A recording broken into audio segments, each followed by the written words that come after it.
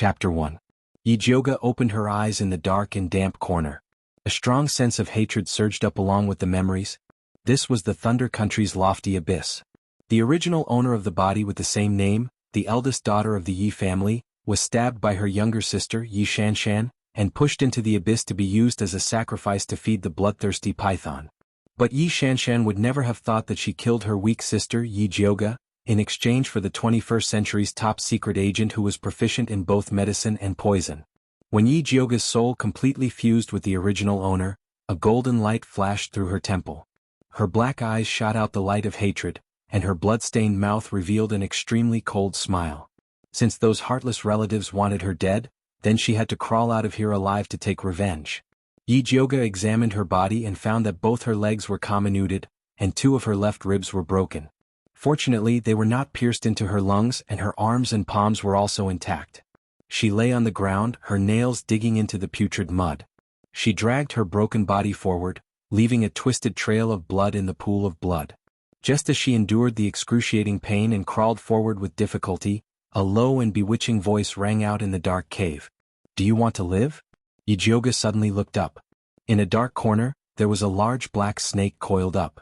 Its scales looked like they were made of obsidian, emitting a majestic aura like the king of the night in the dark corner. A pair of purple crystal-like vertical pupils were staring at her with a domineering look. This was the bloodthirsty python? No, the bloodthirsty python had no horns on its head. There was a 7-inch long purple horn on the python's head, which looked like the finest gemstone. The mysterious pattern carved on it was like the totem of an ancient tribe, containing a frightening power. The purple-horned python stretched out its long tail and wrapped Yijioga up. The red forked tongue of the snake slowly moved up her blood-stained neck, as if it was tasting something delicious. When it licked her lips, the snake's tongue actually probed inside and drew out a smear of bright red blood. Yijioga felt the soft and cold touch on her tongue, and her scalp went numb. "You look ugly but you taste good." After tasting Yijioga's blood, the purple-horned python revealed a human-like smile. The daughter of divine blood was indeed delicious. It was not in vain that he had waited here for so many years. It was a pity that it was too skinny, not even big enough for him to swallow it in one gulp. "Save me." Yijioga's black eyes emitted a strong will to survive, like a poppy flower blooming in blood. Since this purple-horned profound serpent could survive in the human race's 10,000 feet abyss, it was definitely not an ordinary demonic snake. It must have a way to save her. "Sure, as long as you can pay the price I want." The purple-horned serpent's voice was low and full of charm. Its graceful body coiled around Yijioga's body, and the tip of its cold tail actually moved along the base of her legs. Yijioga was so shocked that her body stiffened. Her heart was suddenly filled with anger mixed with humiliation. Damned perverted snake, daring to covet her body. "You don't even have this kind of awareness and you still want me to save you?" The purple-horned serpent had a mocking look on its face, but the tip of its tail was making circles on her lower abdomen. Yijioga's black eyes flashed with determination. He gritted his teeth and said, "Fine. As long as you can save me, I will give you anything you want." In any case, she had nothing left. As long as she could survive, not to mention her body, she could even sell her soul to it. Deal? After guarding the 10,000 feet abyss for 100 years, it could finally sign a contract with the daughter of divine blood and leave this place. The white snake teeth pierced Yijioga's thin wrist. Blood fusion contract formed. Yijioga only felt a sharp pain from her wrist to her soul. Before she fainted, a charming face appeared in front of her eyes. Deep purple eyes, a high nose, moist red lips, and a charming smile. "Remember, my name is Zishang." Chapter 2. When Yijioga woke up again, she realized that she had left the abyss and was lying in a deserted alley in Shangjing. She held onto the wall to get up and was shocked to find that not only were her injuries healed, but her body was also full of energy. What did that snake demon called Zishang do to her? At this moment, the sound of a carriage could be heard from afar, accompanied by the yelling of a guard. "The crown prince is out, all bystanders make way." The commoners retreated to the side and whispered, "I heard that the crown prince is going to be engaged to Miss Yi Shanshan. Miss Yi Shanshan is the most talented alchemist and is a match made in heaven with the crown prince." "But isn't the crown prince engaged to Yijioga? How can he be engaged to Miss Yi Shanshan?" "Yijioga's physique is trash, her appearance is ugly, and she's stupid. How can the crown prince marry her?" "That's right, so what if there's an engagement? I won't marry a useless trash." Yi Jioga's face was cold. She didn't expect to see her fiancé and her sister showing off their affection right after she climbed out of the abyss. What a coincidence. When the commoners retreated to the sides of the street, Yi Jioga walked out of the alley and went straight to the middle of the road. How dare you? Get lost. The guard who was clearing the way whipped Yi Jioga. Yi Jioga's eyes turned cold as she grabbed the whip and threw the guard onto the carriage. Bang! The guard and the coachman collided and both fell to the ground. The scene was chaotic. Who's causing trouble? A dignified male voice came from the carriage. At the same time, an intermediate spiritualist's pressure pressed down on Yi Jioga. Yi Jioga raised her hand and turned the pressure into nothingness. Her actions caused the other party to let out a sound of, eh? Then a man wearing a purple robe came down from the carriage. This man was handsome with long and narrow eyes and thin lips. He was the crown prince of Thunder Country, Dongfang Jiaming. When he saw Yi Jioga, he immediately said in disgust, Yi Jioga, are you crazy? Oh. A pretty girl with delicate facial features and skin whiter than snow heard the crown prince's words and immediately poked her head out of the carriage. When she saw Yi Jioga, she couldn't help but exclaim, why aren't you dead? She had personally pushed Yi Jioga into the bottomless abyss, so how could he have climbed back up? Yeah, I also thought that I was dead for sure after being pushed into the abyss by you. I didn't expect that the king of hell wouldn't accept it and insisted that I come to ask, how can there be a woman like you, Yi Shanshan, who has a heart like a snake and a heart like a scorpion? Yi Jioga looked at Yi Shanshan and smiled coldly. Although her face that was covered in black scars was ugly, her back was straight like a towering mountain, and her body exuded an independent arrogance. When the surrounding commoners heard this, they started to discuss. Yi Shanshan actually pushed her own sister into the 10,000 zhang abyss? Is that true? I didn't expect her to be so vicious despite her beauty. Yi Shanshan secretly cursed in her heart. Yi Jioga, this damned slut, he actually dared to speak the truth in front of everyone. But so what? No one would believe her. Big sister, even if you don't want brother crown prince to be close to younger sister, you can't make up such a lie to frame younger sister. Yi Shanshan's face was filled with grievance as she said tearfully, you made yourself into such a sorry state, younger sister's heart aches seeing you like this. Brother crown prince, don't come looking for Shanshan in the future. Shanshan really can't bear to see big sister hurt herself like this. As Yi Shanshan spoke, tears rolled down her exquisite face like a broken string of pearls, but it didn't damage her makeup at all. That delicate and touching appearance is able to arouse a man's desire to protect her. She understood her advantage very well. One was a delicate and pitiful genius pill master. The other was an overbearing ugly trash with a scar on her face. It was obvious who the people would believe more. The surrounding commoners immediately looked at Yi Jioga with disdain. I've long heard that Yi Jioga is jealous by nature, but I didn't expect that he would actually accuse his own sister in front of everyone. That's right, look at her bloody clothes. How could a normal person still be standing here after losing so much blood? It must be fake. Yi Jioga smiled coldly and asked Yi Shanshan, if you didn't harm me, why did you ask me why I didn't die the moment you saw me? Yi Shanshan's face stiffened. She didn't know how to explain her slip of the tongue just now. She quickly looked at Dongfang Jiaming pitifully. Shanshan, don't cry, it's not your fault. Dongfang Jiaming immediately hugged Yi Shanshan with distress and turned to look at Yi Jioga as if he was looking at trash. Yi Jioga, no matter what you do, it's useless. This empress will not marry you. If you know what's good for you, get out of here. Otherwise, don't blame this empress for being rude. Hee, Dongfang Jiaming, this scumbag actually openly shielded Yi Shanshan in order to break off the engagement with me. He's really despicable. Yi Jioga, are you deaf? Didn't you hear what this empress said? Dongfang Jiaming clamored for a long time, but when he found that Yi Jioga didn't respond at all, he became even angrier. Yi Jioga made a puzzled expression, looked up and down at Dongfang Jiaming and asked, Big brother, who are you? What does it have to do with you if I teach my sister a lesson? Do I know you well? There was a burst of laughter around, but it soon disappeared. Dongfang Jiaming's face turned red.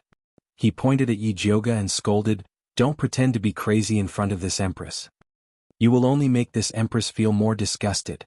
Big sister, I know you resent the crown prince in your heart, so you deliberately don't recognize him. But no matter what, he is also your fiancé.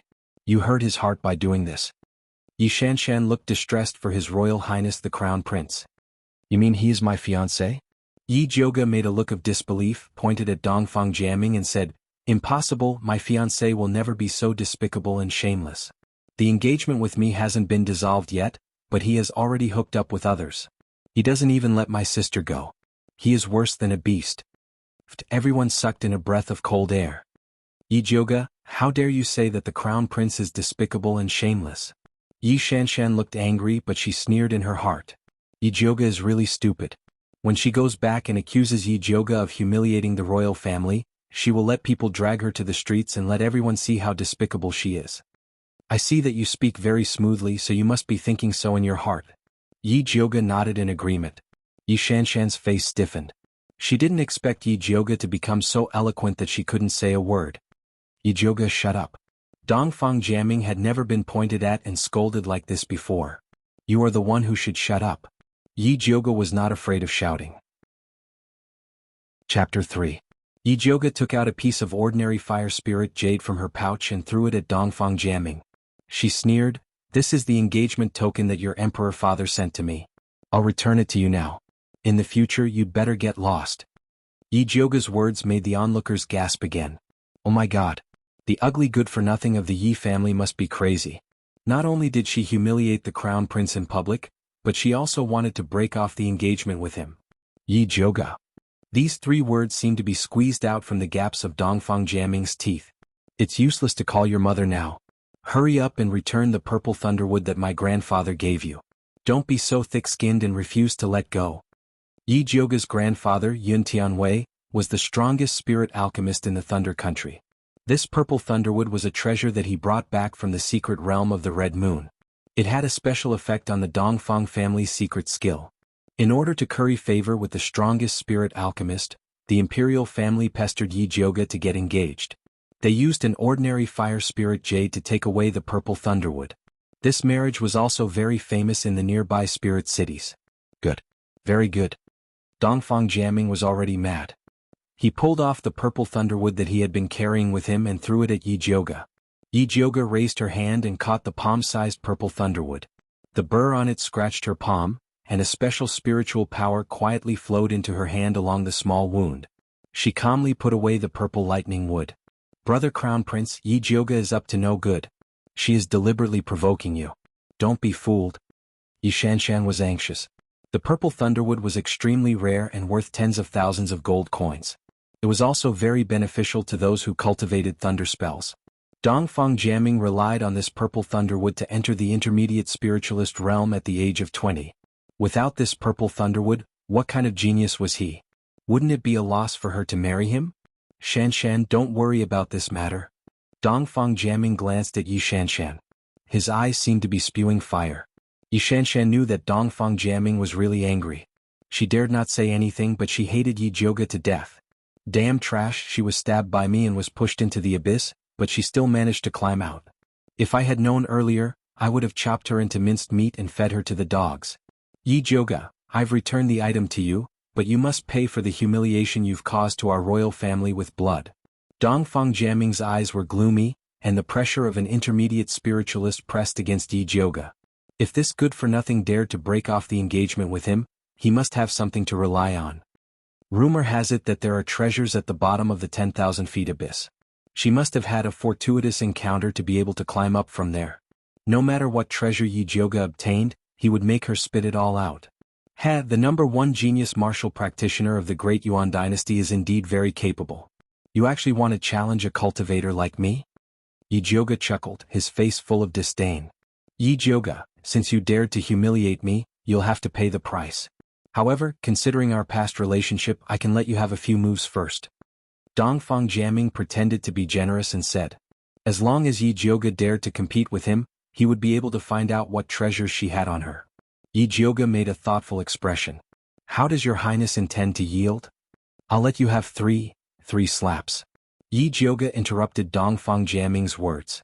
Her figure flashed and disappeared on the spot. Slap, slap, slap. 3 loud and heavy slaps fell on Dongfang Jiaming's face. Everyone was stunned, including Dongfang Jiaming. His dazed expression, coupled with the bright red palm print, was indescribably ridiculous. The left and right are not very symmetrical. You should let me have 4 slaps. Yi Jioge looked at Dongfang Jiaming's red and swollen face, sighed and shook her head. Yi Jioge, I'm going to kill you. Dongfang Jiaming was mad. He had never been humiliated like this in his life. Dongfang Jiaming, before you kill me, go back and ask your father if he still remembers the promise he made to my grandfather. Yi Jioga's eyes darkened, emitting a cold electric light that made people not dare to look directly at her. At that time, her grandfather saved the emperor's life with a secret soul recovery pill, and the emperor personally promised to take care of his family. If the emperor couldn't remember, she didn't mind helping him recall. Brother Crown Prince, don't offend big sister. It's just 3 slaps, just bear with it. Otherwise, when grandfather comes back and blames you, I'm afraid you won't even be able to keep your position as the Crown Prince. Yi Shanshan comforted him on the surface, but in fact she wanted to provoke him. Dongfang Jiaming was so angry that his eyes were red, and his chest was heaving violently. He couldn't wait to tear Yi Jioga into pieces. But Yi Jioga's grandfather, Yun Tianwei, was not only the #1 spirit pill master of Thunder Nation, but also the hero who resisted the demon race invasion 100 years ago. He was a famous figure in the entire Kanglan continent. Although he had been missing for more than 10 years, his prestige was still there. If he killed Yi Jioga in public, he would definitely be punished by his father. Yi Jioga, for the sake of Grandmaster Yun, this empress will spare your life this time. You better behave yourself in the future. Dongfang Jiaming finally suppressed his anger and turned to the carriage. Yi Shanshan hurriedly followed, and before leaving, she glanced at Yi Jioga with an indescribable viciousness. Yi Jioga sneered back. She couldn't stand it, the show had just begun. Yi Jioga shuttled through the alley according to his memory, and finally saw the familiar gate of Yi clan. At this time there was a pretty maid standing at the door who seemed to be her maid, Hong Lu. As soon as Hong Lu saw her, she screamed, "Eldest miss, where did you go last night? Why are you only back now? Heavens! Why are your clothes torn like this, and why is there blood underneath? Oh my God! These damned bandits actually dared to insult the Yi family's eldest Mississippi. This servant will definitely tell master and let him seek justice for you." The maid's sharp and exaggerated voice attracted countless onlookers, and many people pointed at Yi Jioga, who was covered in blood. I just heard that Yi Jioga did not hesitate to harm himself to threaten His Highness the Crown Prince and young Miss Yi Shanshan, in order to prevent His Highness the Crown Prince from getting engaged. Tisk Tise, listening to this maid's words, could it be that Yi Jioga's body was taken by an evil person, so he deliberately resorted to injuring himself in order to blame His Highness the Crown Prince? It must be. This woman is really vicious. She lost her innocence and still wants to make His Highness the Crown Prince wear a green hat. Yi Jioga looked at the few hooligans in the crowd, and then looked at Hong Lu, who was still crying, and immediately understood. Yi Shanshan must have returned in advance and thought of this trick to deal with her. This trick was quite vicious. After all, she was covered in blood, and it was a fact that she didn't return at night. With Hong Lu's shout, her bad reputation of losing her virginity and harming others would spread throughout Thunder Country, and even her grandfather's reputation would be implicated by her. But to her, this trick was really not enough. Yi Jioga raised his hand and fiercely slapped Hong Lu's face. A crisp sound rang out. Hong Lu covered her instantly swollen face, and looked at Yi Jioga in disbelief. Chapter 4. Kneel. Yi Jioga's eyes were cold as he flicked his finger. Hong Lu knelt down with a bang. Just as Yi Jioga was about to interrogate Hong Lu, he heard the ruffians hiding in the crowd fanning the flames. Rumor has it that this Yi Jioga is arrogant and despotic. I didn't expect it to be true. She dared to abuse a servant in front of everyone. I wonder how vicious she is in private. That's right, I think. Before the ruffian could finish his words, he felt a pain in his waist and slammed into the Yi clan's door. Yi Jioga kicked each of the ruffians and sent them flying. Hong Lu's eyes widened as she looked at Yi Jioga in fear. Was this still the timid and cowardly young miss from before? After Yi Jioga finished dealing with the ruffians, he turned to look at Hong Lu and shouted, "Speak, who ordered you to destroy my reputation?" Her gaze was like lightning and her aura was like a blade. She emitted a terrifying aura, as if Rakshasa had descended into the world. Hong Lu was so scared that her entire body trembled and she almost spat out the truth. But thinking of the second Mrs. Methods, she immediately woke up and braced herself to lie to Yi Jioga. At this time, a strange purple vertical pupil suddenly appeared in Yi Jioga's pitch-black pupils. It emitted a faint light, like a demon hidden in the dark night. When Hong Lu saw this pair of vertical pupils, her soul was instantly pulled in. Her eyes went straight, her small mouth opened, and she couldn't help but say the truth. It was the second miss who ordered this servant to bring people to falsely accuse you. These ruffians were also invited by her. She said that she wanted to ruin your reputation and make you infamous. Everyone was in an uproar. The mastermind was actually the Yi clan's second Mississippi. The truth was too shocking. Just as everyone was discussing, the Yi clan's door suddenly opened. A group of guards dragged away the ruffians and Hong Lu who were kneeling at the door. Following that, a middle-aged man wearing a blue brocade robe walked out. He was handsome, had a high nose, and had an imposing appearance. He was Yi Jioga's father, Yi Yuxuan. Seeing his daughter who hadn't returned all night, not only did he not have any excitement or joy, but he pointed at Yi Jioga and shouted, "You evil creature, you still have the face to come back." Yi Jioga sneered in her heart. Her good father only wanted to say this after seeing that his daughter had not returned for an entire night and was in such a sorry state. And he didn't come out just now, but when Hong Lu revealed the truth about Yi Shanshan harming people, it was too much of a coincidence. "Hurry up and get in here. Stop embarrassing yourself here." Yi Yuxuan pointed at the small door on the side. That was where the servants of the Yi mansion came in and out. "I don't know how to roll. Father, why don't you demonstrate? For example, how did you roll into my Yun family back then?" Yi Jioga sneered. Back then Yi Yuxuan had married into the Yun family penniless. His alchemy cultivation had been built up using the Yun family's silver. Even Yi Jioga's surname was Yun when he was born. Later, when his grandfather went missing, Yi Yuxuan took the opportunity to trick his mother into changing the name of the Yun residence to the Yi residence. He even made her change her surname. But no matter what, it couldn't change the fact that everything about Yi Yuxuan belonged to the Yun family. And she was the only direct descendant of the Yun family. "You shameless thing, I don't know what kind of wild man you hooked up with after going out for a night. You actually want to come back and seize my family property?" Yi Yuxuan's face was ashen. His eyes were fierce as if he wanted to swallow Yi Jioga alive. In his life, he hated people mentioning his status as a member of the Yun family. Every time he thought of how lowly he was under Yun Tianwei's feet. "Yi Yuxuan, even if you are my father, you can't slander me like this. You keep saying that I hooked up with a wild man. Why don't you hand over the wild man?" Yi Jioga's beautiful eyes emitted a threatening light. She was dressed in blood, like a phoenix bathed in fire. The aura bursting out of her body made people's hearts palpitate. Yi Yuxuan was speechless by Yi Jioga's question. He was just casually falsely accusing her. How could he find a wild man? But even so, he wouldn't allow this rebellious girl to contradict him. Yi Yuxuan pointed at Yi Jioga and was about to continue cursing, but she interrupted him. Yi Jioga, do things in an open and above-board manner, unlike your good daughter, Yi Shanshan. In order to marry Dongfang Jiaming, she actually stabbed me in the back and pushed me into the abyss. What nonsense are you spouting? The 10,000 zhang abyss is 10,000 zhang deep. Even a goshawk can't fly out from there. How could you possibly climb out from there? You rebellious daughter, your mouth is full of nonsense. You're falsely accusing your younger sister and contradicting your elders. You're simply disloyal, unfilial, and unjust. Men, bring out the clan's rules. Yi Yuxuan didn't believe Yi Jioga's nonsense. He only had one thought in his mind, and that was to teach this rebellious girl a lesson. Let's see if she still dares to be so impudent. Yi Shanshan had already guessed that her father would punish Yi Jioga. When she heard this, she immediately handed over the horsewhip. The whip was woven from fine cowhide, and there were even tiny barbs on it. Even a strong man would not be able to withstand this whip, let alone a woman. Yi Yuxuan only wanted to scare Yi Jioga and had no intention of making a move.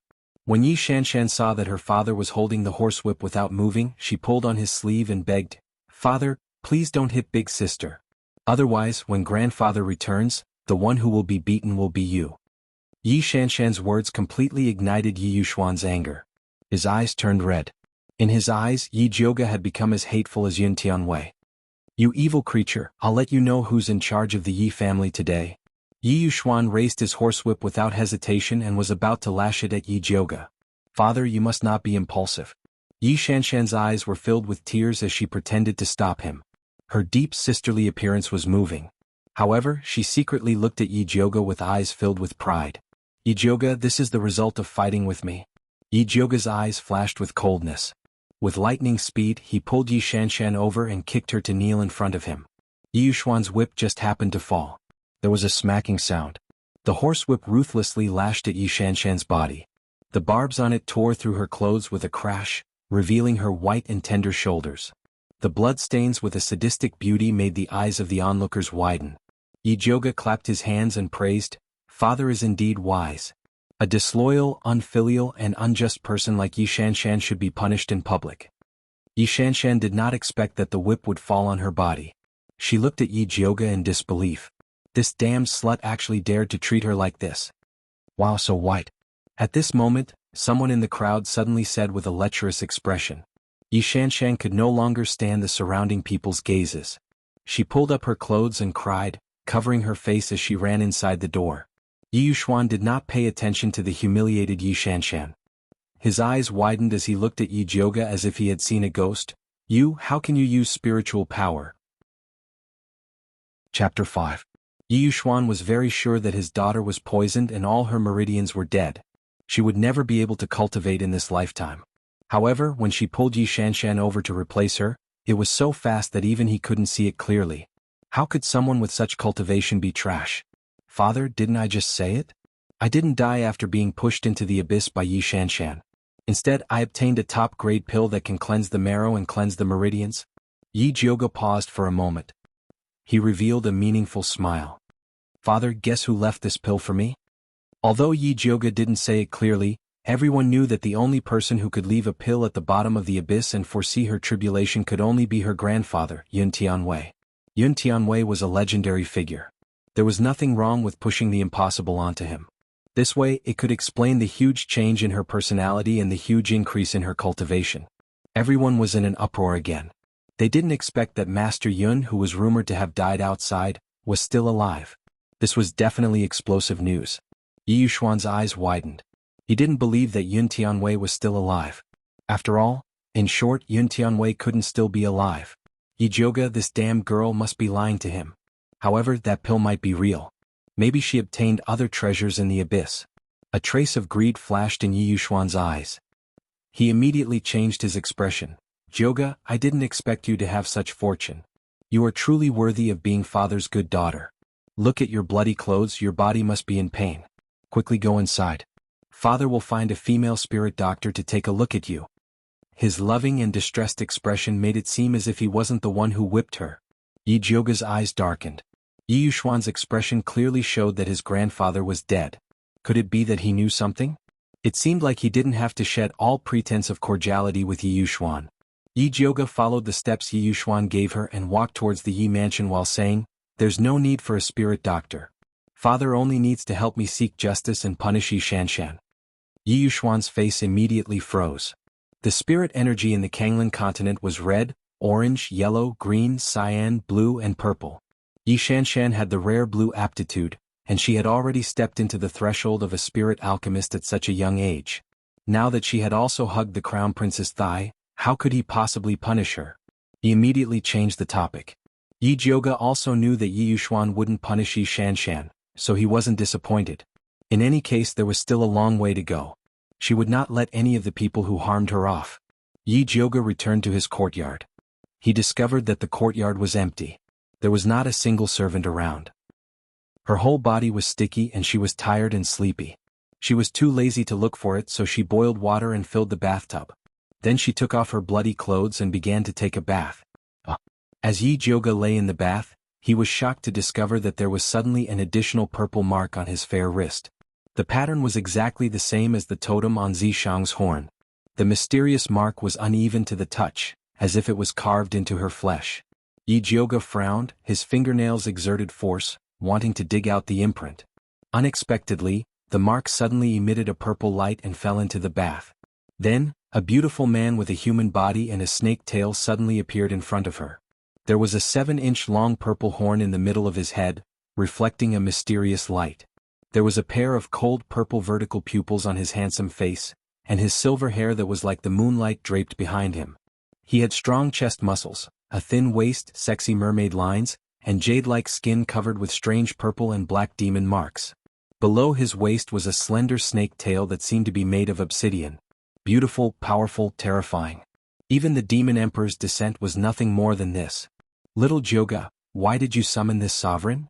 Zishang's purple vertical pupils emitted an enchanting light, and the corner of his mouth hung a lazy smile. Why are you here? Yi Jioga's entire body tensed up, and she vigilantly looked at Zishang, who had changed into a living person. Little Jioga, is this how you treat your savior? You really make this sovereign sad. Zishang swung his tail and wrapped Yi Jioga in his embrace.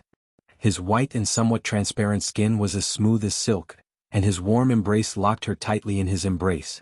It was like a cage, unable to break free. "Let go of me." Yijioga struggled. She hated this feeling of being controlled. "Be good, don't move. Do you like the power that this sovereign gave you?" Zishang whispered into Yijioga's ear and asked ambiguously. "So it was your doing?" Yijioga's body froze.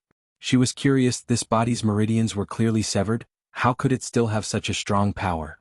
"This sovereign can also help you become stronger." Zishang's red lips revealed a demonic smile, and the red forked tongue was faintly discernible.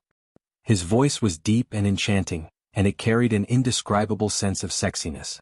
It was like a bewitching demon, coaxing you to hand over your soul at any time. "No need. If you want my body, then take it now." Yijioga's face was expressionless, and her eyes were calm as she said. She did not forget what she said. As long as he could save her, she would give him anything. "Tsk, your little expression is so cute. This sovereign likes it." Zishang stuck out his bright red tongue and touched the black scar on Yijioga's face and said with a deep laugh, "But you misunderstood. This sovereign does not want your body. At least not now." "Then what do you want?" Yijioga stared at Zishang's handsome face, which was very close to her. Such a beautiful and powerful male demon could not have anything he wanted. Why did he have to pester her, a useless and ugly girl? "I just want a little bit of your blood. This is nothing to you." Zishang pulled Yijioga's index finger, and used his sharp teeth to gently bite the skin, and after licking the blood that seeped out, he narrowed his purple eyes and revealed an expression of enjoyment, as if he had eaten the most delicious thing in the world. "That's it?" Yijioga frowned. A drop of blood was enough to satisfy this fierce beast. Did he think she was a 3-year-old child? "Of course you have the obligation to make your blood more delicious. The taste is still a bit lacking." Zishang shook his head regretfully, and lowered his head to lick Yijioga's tender red lips, but was blocked by her palm. "Speak properly, don't move your tongue." "Alright, in fact, the poison in your body is called 9-stage bone shatterer. Every time the poison acts up, the meridians in your body will feel as if they are broken, but if you can get rid of it completely, it can instead cleanse your marrow and meridians, changing your physique." Zishang raised his jade-like finger, and a purple ball of light flew towards Yijioga's forehead. Yijioga's soul shook, and a cultivation technique, art of Wanxiang, appeared in her mind. This cultivation technique included alchemy, refining, body refining, and other contents, and it could repair her meridians and get rid of the poison in her body. "How is it this sovereign is good to you?" Zishang whispered in Yijioga's ear. His low and charming voice was like a lover's whisper. Chapter 6. Yijioga's small jade-like earlobes were immediately flushed by his hot breath, like a red plum blooming in the snow. Zishang's eyes darkened, and he couldn't help but take another sip. Yijioga had goosebumps. She pushed Zishang's head away and said coldly, "Tell me, what do you want? Otherwise I won't practice this technique." Although the technique was good, she was afraid that she couldn't pay the price. Moreover, Zishang didn't look like a good person. It was already strange that he saved her before, and now he wanted to help her become stronger. She wouldn't believe that he didn't have any ulterior motives. "You will die if you don't practice it." Zishang smiled lazily. He looked like he didn't care if she wanted to practice it or not, and he even scratched her waist with the tip of his thin tail. "Okay, I'll practice it." Yijioga gritted her teeth and slapped away Zishang's coquettish tail. She knew her body well. On the surface, her injuries seemed to have healed, but the inside of her body was riddled with holes and she could die at any time. Her grandfather was her closest family member. She couldn't die before finding out his whereabouts. "Good child, in order to reward you, I've decided to give you something good." Zishang's eyes were gentle, and the corners of his mouth bloomed into a beautiful smile. "What is it?" Yijioga was still looking forward to it, but she saw Zishang's slender fingers hook, and the purple thunder wood flew in front of her. "It's mine to begin with." Yijioga took the purple thunder wood, glared at Zishang and said angrily, "Also, my name is Yijioga, not good child." It was enough for her to have a scumbag father. She didn't want to have a demon father. "Okay, good child." Zishang smiled evilly, and when Yijioga was about to explode, he comforted her in time. "Don't you feel that you have a special connection with this purple thunder wood?" It seemed like there was. Yijioga's attention was immediately diverted. When she took the purple thunder wood from Dongfang Jiaming, there was indeed a mysterious spiritual power that drilled into her palm. Those stupid humans, they actually treated the sacred tree heart as an ordinary purple thunder wood. They didn't understand its true mystery. Zishang moved his finger, and the purple piece of wood actually turned into an illusion of a ball of black flames, and it burned quietly in his pure white palm. Although this illusion did not have any heat, it contained a terrifying power, as if it could burn everything. The heart of the divine wood tree. Fire is born from the heart. Not only can the heart of the divine wood tree predict the most suitable flame for you, it will also plant an opportunity in your body. In the future, when you encounter that flame, you will be able to sense it. Zishang handed Yi Jioge the divine wood tree core that had returned to its original purple state. Let's see what kind of fire you have. Yi Jioge took the piece of purple wood. With a bang, the piece of wood turned into a small red flame. Like a blooming red lotus, each petal flashed with faint purple lightning. Red lotus fire? Wait, why is it carrying lightning? It's the red lotus thunder fire. Zishang could not help but laugh. As expected of the goddess, even the flame she was born with was different. However, the red lotus lightning fire was a sacred fire. She didn't know when she would have the opportunity to find it. The purple deceased divine spear pointed at the flame, and the lotus flame quickly shrank into a 7-inch red needle with lightning flashing in it. Yi Jioge was immediately attracted by this thunderfire needle. Her needle technique had reached the pinnacle. Could be said that she could revive the dead and grow bones. Now that this thunderfire needle was connected to her mind, she could display her medical skills to the extreme. Yi Jioge pierced the thunderfire needle into her body and directly meditated in the bath to cultivate the 10,000 elephant art. Zishang sighed and shook his head. This girl was really born with good fortune. Originally, to cure the first layer of the 9-stage broken bones poison, she needed to collect 7 kinds of spirit herbs. Unexpectedly, Yi Jioge condensed the divine wood tree core into a thunderfire needle that could repel evil and poison, directly curing the first layer of poison. She was truly worthy of being the daughter of the divine blood, the destined person. Since that was the case, he would help her again. Zishang's jade-like palm pressed on Yi Jioge's thin and naked back, helping her to speed up the circulation of her technique. Drops of black water seeped out from her pores, dyeing the water in the bath black. The Zhanglan continent spirit practitioners could only enter the spirit practitioner realm after passing through the most difficult body refinement rank 9. After spirit practitioner was spirit master, great spirit master, and spirit king. Each stage was further divided into 3 stages: intermediate, and high. Each advancement was incomparably difficult. However, with the help of the purple deceased sword, Yi Jioge broke through from the 1st rank to the 9th rank, directly entering the rudimentary spiritualist realm. The speed was simply astounding. Seeing that Yi Jioge's realm had stabilized, Zishang's figure turned into a purple light and returned to the contract mark on her wrist. When Yi Jioge opened his eyes again, he found that Zishang had disappeared. She looked down and saw a thumb-sized purple spirit core in her dantian. However, there were 9 types of abnormally colored poisons surrounding the spirit core, spreading throughout the meridians. They were the 9 bone shatterer. Yi Jioge tried to use the thunderfire needle to get rid of it, but it bounced back. Her current cultivation was not high enough, so she could only get rid of it in the future. Yi Jioge stood up and felt a chill on his body. He looked down. *CK. She actually tangled with Zishang for a long time while naked. Damned perverted snake, no wonder he ran so fast, so he took advantage of me. Little Jioge, you really wronged me. With your small body, it's more like you took advantage of me. Zishang's lazy voice sounded in Yi Jioge's mind. Where are you? Why can you read my mind?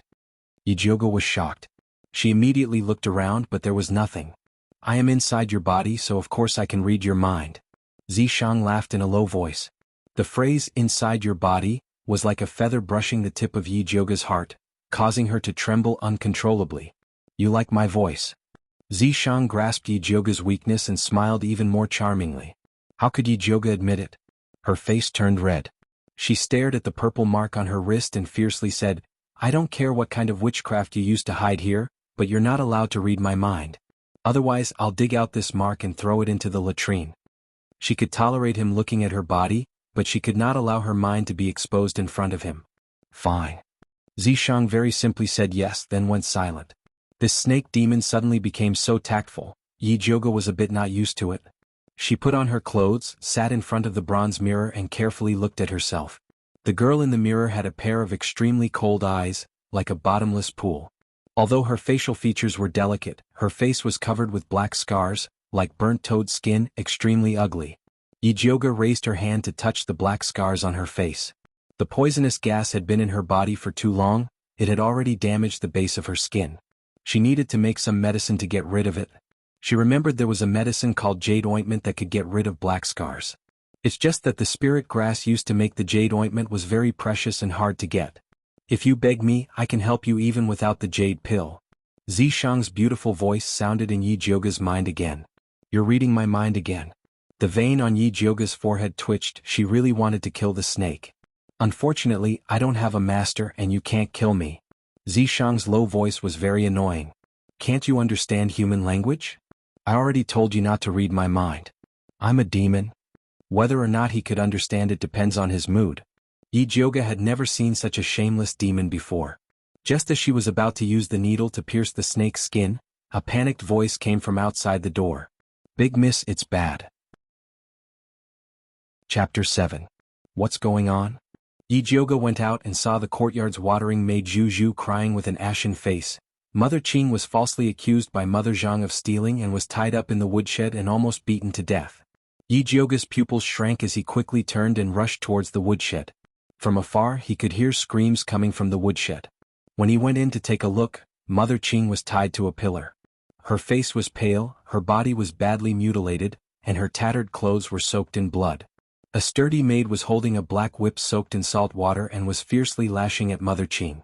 Yi Jioga's figure flashed as she grabbed the falling whip and fiercely lashed at the maid's body. Under her anger, she used 80% of her strength and left a bloody mark on the maid's body. Ah! The maid screamed. Seeing that it was Yi Jioga, she immediately roared in anger, You dare to hit me? I'm hitting you. Yi Jioga's face flashed with cold killing intent. Whip after whip, she rolled on the ground and desperately begged for mercy. Zhu Zhu took the opportunity to untie Mother Qing from the pillar. Eldest miss, don't hit anymore. If you continue, someone will die. Mother Qing looked at the bloodthirsty eldest miss and actually did not dare to step forward. For Mother Qing's sake, I'll spare your dog life. Scram. Yi Jioga threw the blood-stained whip at the maid's face. The maid immediately ran away with one breath. Eldest miss, what happened?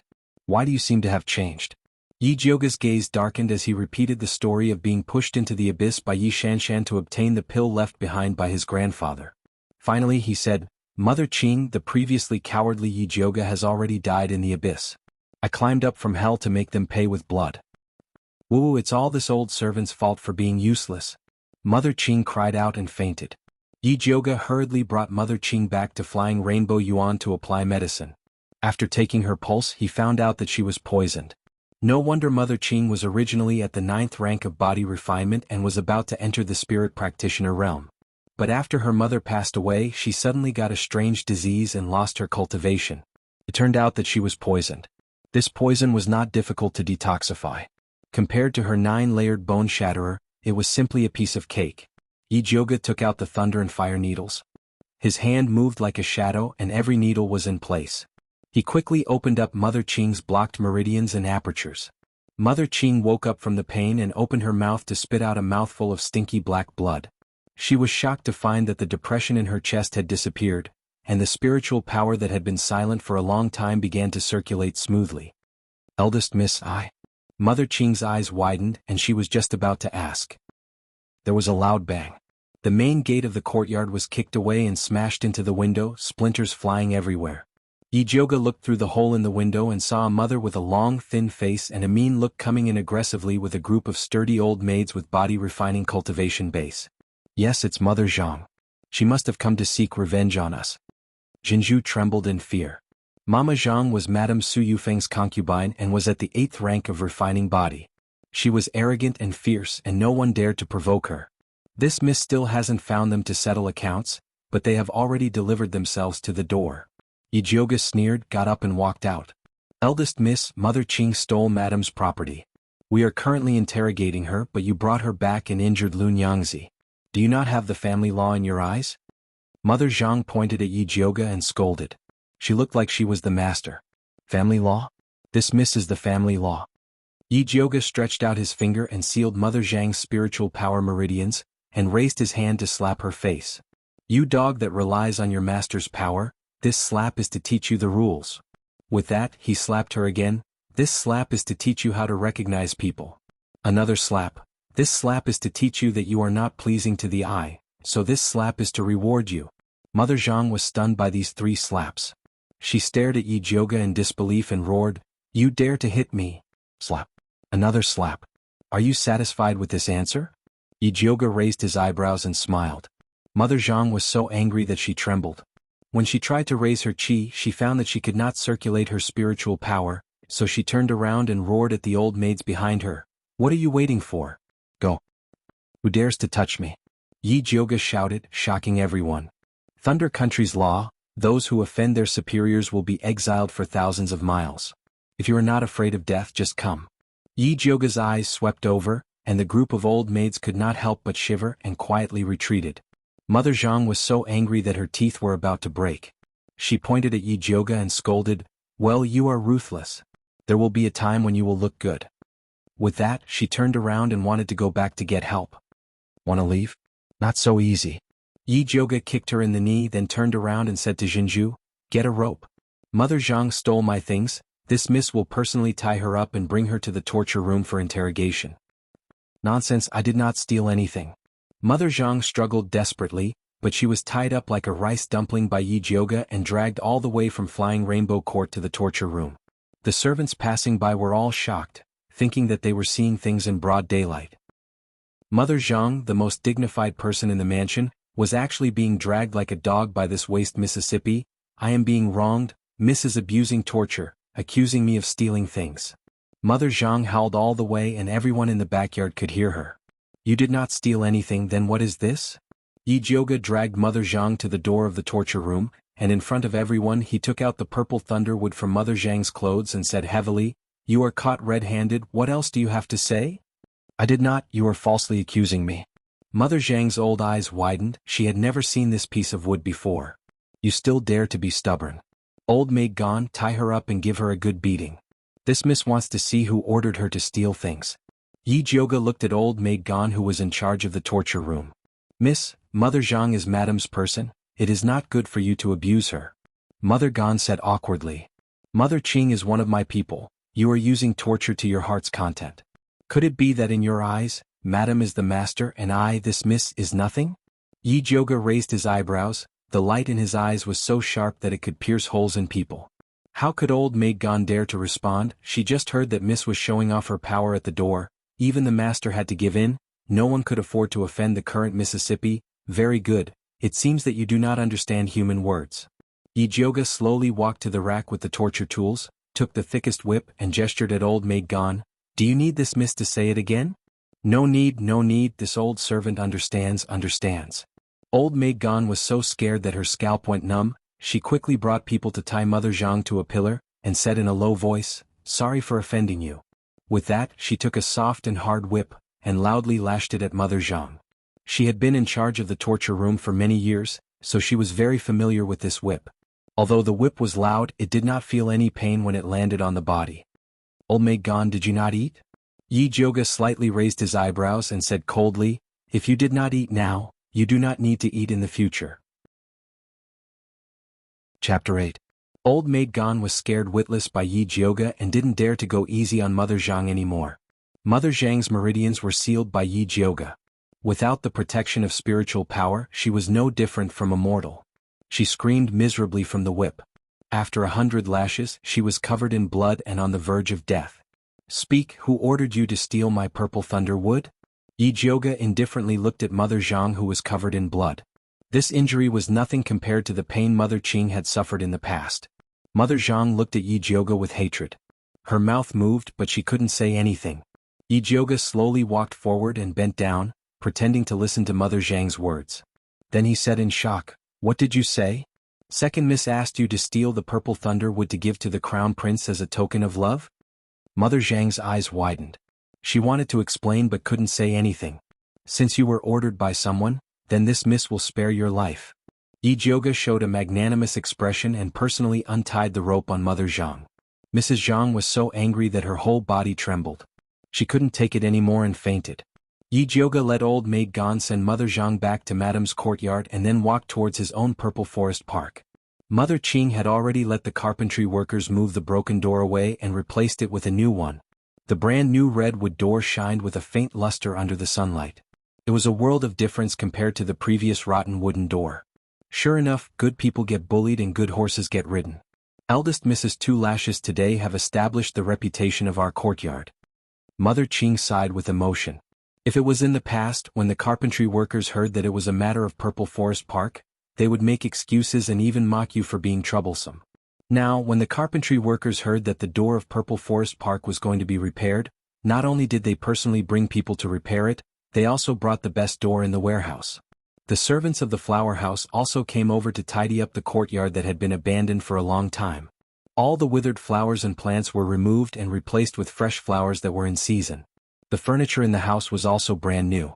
The entire courtyard was clean and tidy like never before. Eldest Miss is the best. Jinju giggled. She was right to secretly come back to deliver the letter. Eldest young Miss had already promoted her to a first-class personal maidservant. To her, it was like flying up a branch and transforming into a phoenix. Hong Lu, who used to be arrogant and haughty, was now going to be tied up and sold. Eldest Miss, you are back. Are you tired? The kitchen is boiling the white fungus and lotus seed soup.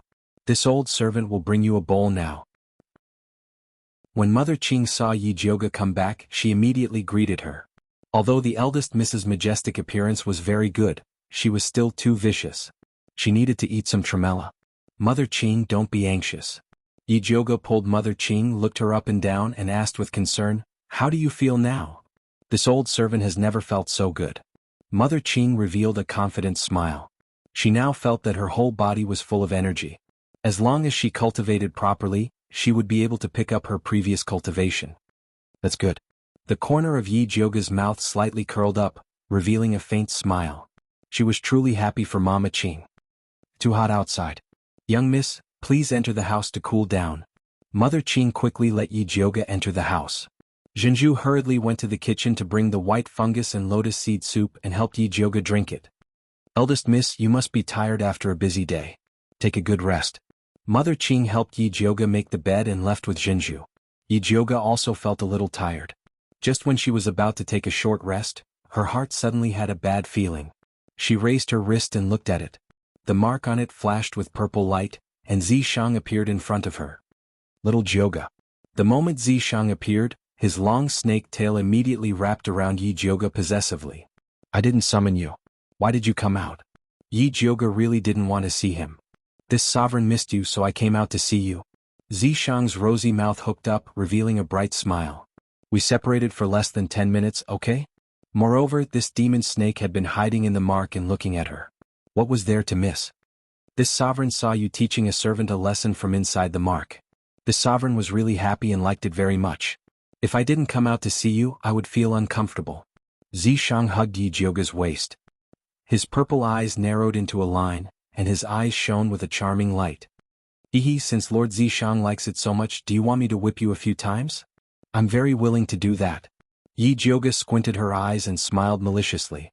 If she whipped this shameless demon snake, she would be even more excited. TSK, heartless little Jioga. This sovereign is so good to you, but you still want to whip this sovereign. What a violent maniac. Zishang wasn't angry. Instead, he smiled even more happily like a summer flower. That's right. This miss is a violent maniac. So you better stay away from me.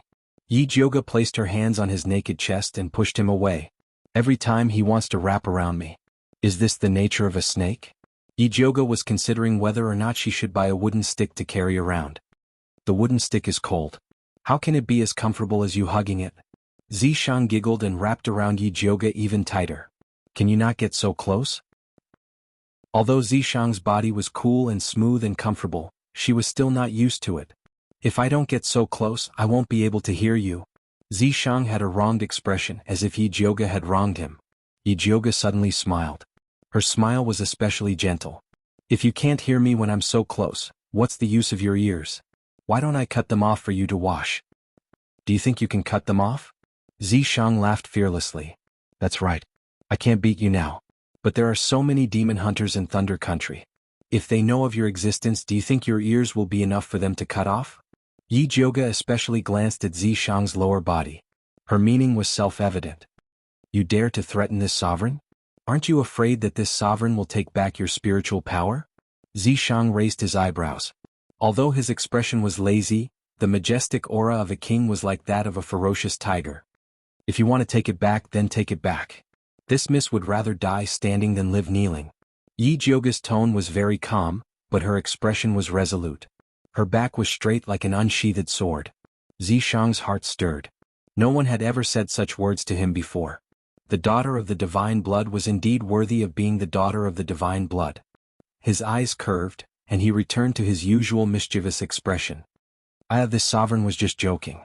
Why are you so serious? I never joke. If there's nothing else, please leave. Thank you. Yi Jioga said politely. Who said that this sovereign is fine? Zishang rolled his eyes and laughed. Your little sister is not easy to deal with. Chapter 9. How do you know she's not easy to deal with? Yi Jioga's face was full of suspicion. Because this sovereign is omnipotent. Zishang winked at Yi Jioga, his vertical pupils flashing with an enchanting light. And then? Speaking halfway, he was afraid of being struck by lightning. And then if you beg this sovereign, not only can this sovereign forgive your rudeness, I can also tell you what they're up to. Zishang's breath smelled like orchids, his voice full of temptation. No matter what you want to know, this sovereign can tell you. I just want to know when you're going to scram. Yi Jioga rolled his eyes. Actually, she wanted to know a lot of things. For example, why she transmigrated here. Was her grandfather still alive if he was alive where he was now? Also, why did Zishang help her cultivate? What did he want from her? But she knew it was useless to beg. Zishang would not tell her these things. As for what Yi Shanshan was plotting, wouldn't she investigate such a simple matter herself? Yi Jioga put on his nocturnal clothes and flew out of Purple Forest Park under the cover of the night. At this moment, the ink garden on the other side of the Yi mansion exploded when they saw Mother Zhang being carried back. Mother, Yi Jioga already stepped on our face. Do we still have to endure him? Yi Shanshan said angrily. Previously, when she was humiliated at the door, she wanted to deal with Yi Jioga, but her mother insisted that her father treated Yi Jioga like a treasure and told her to endure. But now that Yi Jioga was at the door, if they still didn't do anything, the people in the mansion would think they were afraid of Yi Jioga. If this continued, would there still be a place for them in the Yi mansion? The dignified and noble Su Yufeng put down the teacup in her hand and glanced at the head-maid Ji Hua beside her. Ji Hua immediately led all the servants out. How many times have I said, you are the future crown princess, you must be dignified and magnanimous, why are you still so rash? Su Yufeng looked at her daughter, who was so angry that her face was twisted into a ferocious look. How could she not be angry when her precious daughter was humiliated? But the one who whipped her was the master. Could she still find the master for revenge? Plus, the matter of her daughter pushing Yi Jioga into the 10,000 zhang abyss was now known by everyone. At this time she couldn't wait for her daughter to hide, so how could she be in the mood to deal with Yi Jioga? After the crown prince was humiliated by Yi Jioga, he vented his anger on me. He didn't even send me a letter for a few days. How can I be the crown prince's concubine? Yi Shanshan's eyes were red and tears were about to fall. In the past few days she had sent someone to send a message to the crown prince, wanting to meet him. However, the crown prince had always said that he was very busy and did not have the slightest bit of enthusiasm from before. She was almost worried to death. What's going on? Why would the crown prince vent his anger on you? Su Yufeng couldn't sit still when she heard the news. In order to let her daughter ascend to the throne of the crown prince's consort, she had racked her brains and would not allow the cooked crown prince to fly away. Isn't it all because of that slut Yi Jioga? Mother, please help me kill her and then bring the purple thunderwood over. Then brother crown prince will return to my side. Yi Shanshan pulled Su Yufeng's sleeve and pleaded. She knew that His Royal Highness the Crown Prince wanted the purple thunderwood. As long as she sent it over, His Royal Highness the Crown Prince would definitely look at her in a new light. Su Yufeng's expression changed again and again. To be honest, Yi Jioga humiliated her daughter and beat her confidant. She wanted nothing more than to tear Yi Jioga's body into 10,000 pieces. But now Yi Jioga was using Yun Tianwei's tiger skin to act majestically. Even Yi Yuxuan had to curry favor with her. If she brazenly dealt with her, in the end they would still be the ones to suffer. Mother, I know you have a way. Please help your daughter. Yi Shanshan had absolute trust in her mother. Yi Jioga's meridians were destroyed and his face was ruined. It was all secretly done by her mother. In these past years no one had noticed. As long as her mother was willing to help her, Yi Jioga would die without a doubt. I really owe you. Su Yunfeng glared at her daughter. In the end she decided to help her deal with Yi Jioga. I know you love me the most. What do you plan to do? Yi Shanshan's eyes lit up. She even forgot to cry. Don't ask first. You'll know when you and I go see your father. Su Yufeng's eyes were filled with schemes. If she wanted to deal with Yi Jioga, just relying on her mother and daughter was not enough. She had to rely on Yi Yuxuan as the main blade. Yi Shanshan's shoulders shrank. She said, "Didn't you want your daughter to avoid father during this time?" Her father was very angry at her for pushing Yi Jioga into the abyss. She had been hiding. "Silly girl, you don't have to be afraid with your mother here. Remember, when you see your father, don't mention Yi Jioga. Just mention the crown prince." After Su Yufeng told Yi Shanshan a few words, she called Ji Hua to wash Yi Shanshan's face. After Yi Shanshan tidied up, she took her to the main courtyard study. When Yi Yuxuan heard that Su Yufeng and her daughter had come over, he put down the medical book in his hand and said, "Let them in. Your daughter greets father." Yi Shanshan gently bowed. Her voice was as sweet as honey. Yi Yuxuan was still angry in his heart. However, when he saw how beautiful and generous his daughter was, he couldn't bear to anger her anymore. He softly asked, "It's so late. Why did you and your mother come here? Recently, the crown prince wrote a letter to your daughter. Your daughter really doesn't know what to do. She can only ask father." Yi Shanshan pretended to be worried and said according to her mother's instructions. "What did the crown prince write to you?" Yi Yuxuan's heart jumped. During this time, the crown prince was obviously dissatisfied with him. He was also a little worried. "Father, the crown prince asked your daughter to find a way to get purple thunder wood," Yi Shanshan said carefully. "Purple thunder wood?" Yi Yuxuan suddenly remembered the farce that happened in the backyard today. He frowned and said unhappily, "So, you really asked Mother Zhang to steal purple thunder wood?" "I didn't." Yi Shanshan was stunned and quickly shook her head. She never asked Mother Zhang to steal Yi Jioga's purple thunder wood. Yi Yuxuan didn't believe her. He angrily scolded, "You can do such a stupid thing. Is your brain eaten by a dog? This daughter usually looks smart, but she is not reliable at the critical moment. She can even do things like murder her sister. She is so stupid. The stupidest thing is to be known by others. She really has a pig's brain." "Father, I really didn't." Yi Shanshan was so anxious that she was about to cry. She quickly looked at her mother for help. Su Yufeng took a step forward and softly said, "Master, Shanshan is indeed reckless, but she did it for our Yi family. Jioga humiliated the crown prince in public. The crown prince is angry with our Yi family. If it wasn't for Shanshan, I'm afraid there would be a rift between the crown prince and our Yi family. Your daughter is so sensible, but you still blame her. Your heart is too cruel." Chapter 10. As Su Yufeng spoke, tears flowed down her cheeks like pearls from a broken necklace. Although she was already over 30 years old, she had taken good care of herself. Her pitiful cry had the unique charm of a young woman, causing Yi Yuxuan's heart to ache. He quickly comforted her. "If you have something to say, then say it properly. What are you crying for? If you feel sorry for us mother and daughter, then I won't have to cry." Su Yufeng's voice was choked with a bit of grievance. Yi Yuxuan's heart immediately softened. He patted Su Yufeng's small hand and said, "I know you mother and daughter have been wronged, but you also know that there are rumors everywhere. I can't punish that damn girl Jioga. We mother and daughter aren't afraid of being wronged, but that child Jioga's personality suddenly changed.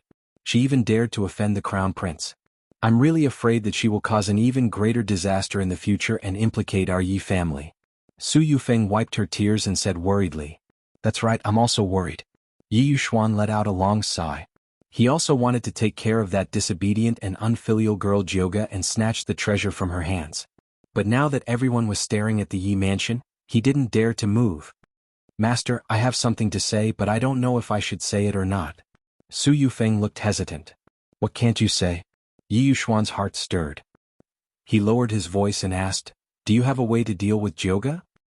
He knew that this wife of his was never easy to deal with. Otherwise he wouldn't have married her. "I do have a way, but I'm worried that after I say it, Master will blame me." Su Yufeng frowned.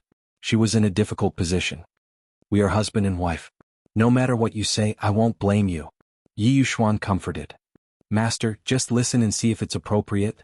Su Yufeng whispered into Yi Yuxuan's ear. Yi Yuxuan's brows slowly furrowed.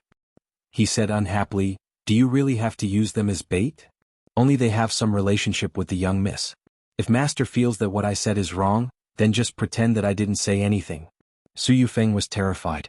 She lowered her body and was about to kneel down to beg for forgiveness. Yi Yuxuan hurriedly pulled her back. What are you doing? Master. Su Yufeng raised her head slightly, feeling wronged. There was a trace of uneasiness on her pretty face. Yi Yuxuan was silent for a moment. In the end he nodded and said, All right, I'll do as you say. Then he took out a small jade bottle the size of 3 fingers from a secret cabinet in the study and handed it to Su Yufeng. Thank you for your trust, Master. Rest assured I will definitely help you with this matter. Su Yufeng showed a gentle and considerate smile, took the jade bottle and left with Yi Shanshan. Yi Shanshan had been silent at the side. After leaving the Jingyuan with her mother, she took her mother's hand and asked in a low voice, Mother, is what you said true? Did father really give Su Meng to you? Silly girl, didn't you see everything? Su Yufeng waved the jade bottle in front of Yi Shanshan and put it away. Father actually agreed? Yi Shanshan was still in disbelief. Such a terrible idea. If it was her, she would not even dare to say it, but her mother actually dared to tell her father, and even dragged her to do it. I'm doing this to help him, why wouldn't he agree? Su Yufeng sneered. Only by pulling Yi Yuxuan into the same boat, would she not have to worry about the consequences. Mother, this move of yours is really amazing. Yi Shanshan looked at her mother in admiration. For the first time she knew that people could be so righteous. Silly girl, there's still time for you to learn. Su Yufeng smiled and nodded her daughter's head. If it wasn't for the fact that she wanted her daughter to be enlightened, she wouldn't have wanted her daughter to listen to such filthy things. Mother, I will definitely learn from you. Yi Shanshan excitedly pulled her mother's hand. Only now did she realize that the strategy she used before was too shallow. Good. Su Yufeng smiled and patted her daughter's hand. She looked towards the purple forest park where Yi Jioga was and revealed a cold smile. Daughter, the first move I'm going to teach you now is how to kill without spilling blood. Su Yufeng and her daughter thought that their plan was flawless, but they didn't know that their every move had fallen into Yi Jioga's eyes. Your father is really a scumbag. Zishang clicked his tongue in wonder. Human nature was indeed wonderful. He was amazed every time. Yi Jioga's eyes darkened. She knew that Yi Yuxuan was a scumbag, but she didn't expect him to be this scumbag. In order to deal with her, he actually agreed to Su Yufeng's evil plan. Right, what does that bottle of virtual dream have to do with you? Zishang asked. Yi Jioga was silent for a moment, then said indifferently, It's a pill my mother, Yun Jiaojiao, made for Yi Yuxuan. That year Yi Yuxuan grew a tumor on his back and had to use a knife to cut it off. Yun Jiaojiao couldn't bear to see her husband suffer, so she made virtual dream. After taking it, one would fall into a deep sleep. Even if a knife cut them, they wouldn't feel anything. Without the antidote, they would die in 7 days. Yun Jiaojiao was worried that someone would use virtual dream to do dirty things, so only Yi Yuxuan had this pill. Yi Jioga didn't. However, as Yun Jiaojiao's biological daughter, no one would believe her if she said she didn't have it. That was why Su Yufeng and Yi Yuxuan took it. Then what do you plan to do? Zishang raised his eyebrows. Using the pill made by his ex-wife to harm her daughter, Su Yufeng and Yi Yuxuan were really ruthless. Naturally, I'll give them a taste of their own medicine. Yi Jioga's beautiful red lips curled into a mocking smile. Honestly speaking, Su Yufeng's plan was perfect. She didn't plan to use virtual dream directly on Yi Jioga, but she wanted to use Fifth Aunt and her daughter to deal with Yi Jioga. Fifth Aunt Gu Jingyi was originally a second-rank servant in the residence. Yi Yuxuan forcefully took her after he got drunk, and her stomach worked hard, so she got pregnant in one go. It was a happy event for the residents to have a child, so everyone said that she was pregnant with a boy. Yi Yuxuan was happy and made an exception to make her fifth aunt. Unexpectedly, she gave birth to a weak and sickly girl, Yi Rui. The higher she climbed, the harder she fell.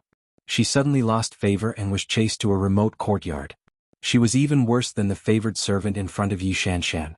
When she was a servant, she received kindness from Yi Jioga's mother. She had always been secretly taking care of Yi Jioga, so the two had a good relationship. Yi Jioga also loved the 6-year-old little Rui very much. Su Yufeng wanted to use little Rui to threaten Fifth Aunt to help her deal with Yi Jioga. Fifth Aunt loved her daughter, and in order to protect her daughter, she would definitely agree. Su Yufeng even thought of why Yi Jioga wanted to harm Yi Rui. Because Yi Rui saw Yi Jioga having an affair with another man, she was poisoned to death by Yi Jioga. At that time, with Fifth Aunt as a witness and the special poison of virtual dream, Yi Jioga wouldn't be able to explain himself. At that time, Yi Yuxuan would come out and pressure her to use the purple thunder wood and the treasures obtained in the 10,000 Zhang abyss to clear her name. This plan was closely linked. If Yi Jioga hadn't secretly followed Su Yufeng and her daughter, he would probably have fallen into the trap. But now that she knew, she naturally had to help Su Yufeng in this good show. Chapter 11. When Yi Jioge arrived at Fifth Concubine's courtyard, he heard faint bursts of sorrowful and painful cries coming from inside. "Boo-hoo, it's all my fault for not being able to protect you." She looked in through the crack in the window and saw that the fifth concubine was lying on the shabby bed, crying silently and painfully. Little Rui's complexion was deathly pale. Her eyes were tightly shut, and her petite body was covered by a half-worn hibiscus quilt. The atmosphere in the room was gloomy, as if the sky was about to collapse. Just as Yi Jioge was about to push the door open and enter, he heard Zishang exclaim softly. "What's wrong?" Yi Jioge asked curiously. "Your little sister is quite interesting." Zishang didn't finish his sentence. It was obvious that he wanted Yi Jioge to beg him. Yi Jioge had long understood his temperament. If it was an urgent matter, Zishang would remind him without her saying anything. If it was an ordinary matter, she would be able to find out even without Zishang's reminder. What kind of attitude is that? Zishang was very dissatisfied with Yi Jioge ignoring him. Yi Jioge ignored him completely and pushed open the door to enter the house. "Who?" Fifth concubine heard the movement and quickly turned around. When she saw Yi Jioge, she was so shocked that her eyes widened. She didn't even know that the handkerchief in her hand had fallen to the ground. "Fifth aunt, I heard that fourth sister is not feeling well, so I just happened to pass by, so I came in to take a look." Yi Jioge came over and sat at the head of the bed. He looked at the drowsy Yi Rui and asked, "What's wrong with fourth sister? Have you called a doctor?" "Yes. He said that he caught a cold and will be fine after drinking some medicine." The fifth concubine's voice was hoarse and her eyes were flustered. She didn't know what to do with her hands and feet. "Fifth mistress, why are you so flustered?" Yi Jioge raised his eyebrows and pretended to ask curiously. I am worried about fourth young lady's condition and am very flustered." Fifth concubine lowered her eyelids and did not dare to look at Yi Jioge. "It's fine. My medical skills have improved a lot recently. I can take a look at fifth younger sister." After Yi Jioge said that, he reached out his hand to feel Yi Rui's pulse. Yi Rui's wrist was very thin and small. Her pulse was weak and her qi was insufficient. It was a sign of a weak body. It was no different from the previous doctor's diagnoses. However, Zishang's words just now definitely had a deeper meaning. She guessed that little Rui's problem was not something that could be detected by ordinary pulse sensing. "Fifth concubine, I see that fourth younger sister is sweating all over. She must be feeling very uncomfortable. Go and boil some hot water to wipe her body." Yi Jioge turned his head and instructed. "Okay." Fifth concubine nodded quickly and went out. Yi Jioge took out the purple lightning wood and injected his spiritual energy into it, turning it into a lightning fire needle. Then he accurately pierced it into Yi Rui's forehead.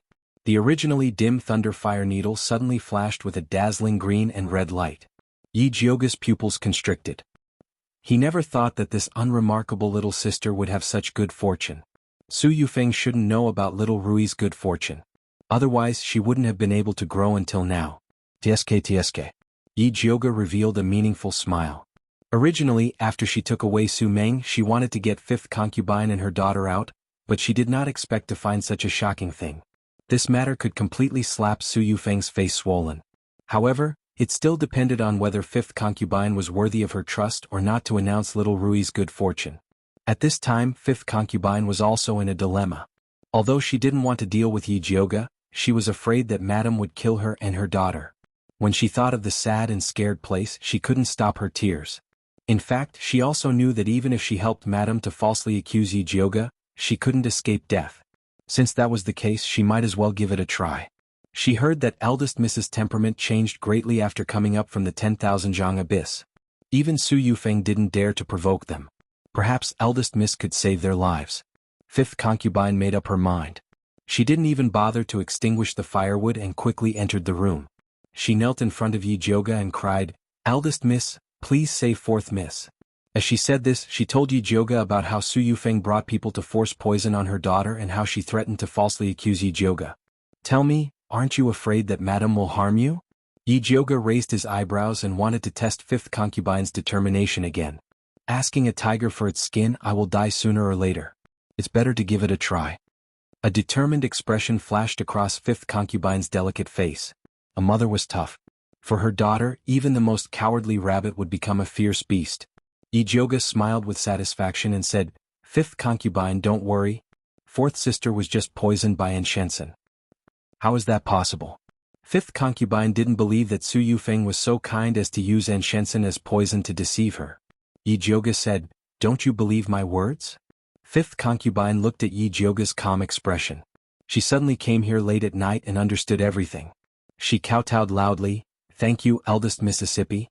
Thank you, eldest Mississippi. Fifth concubine, you don't have to be so polite."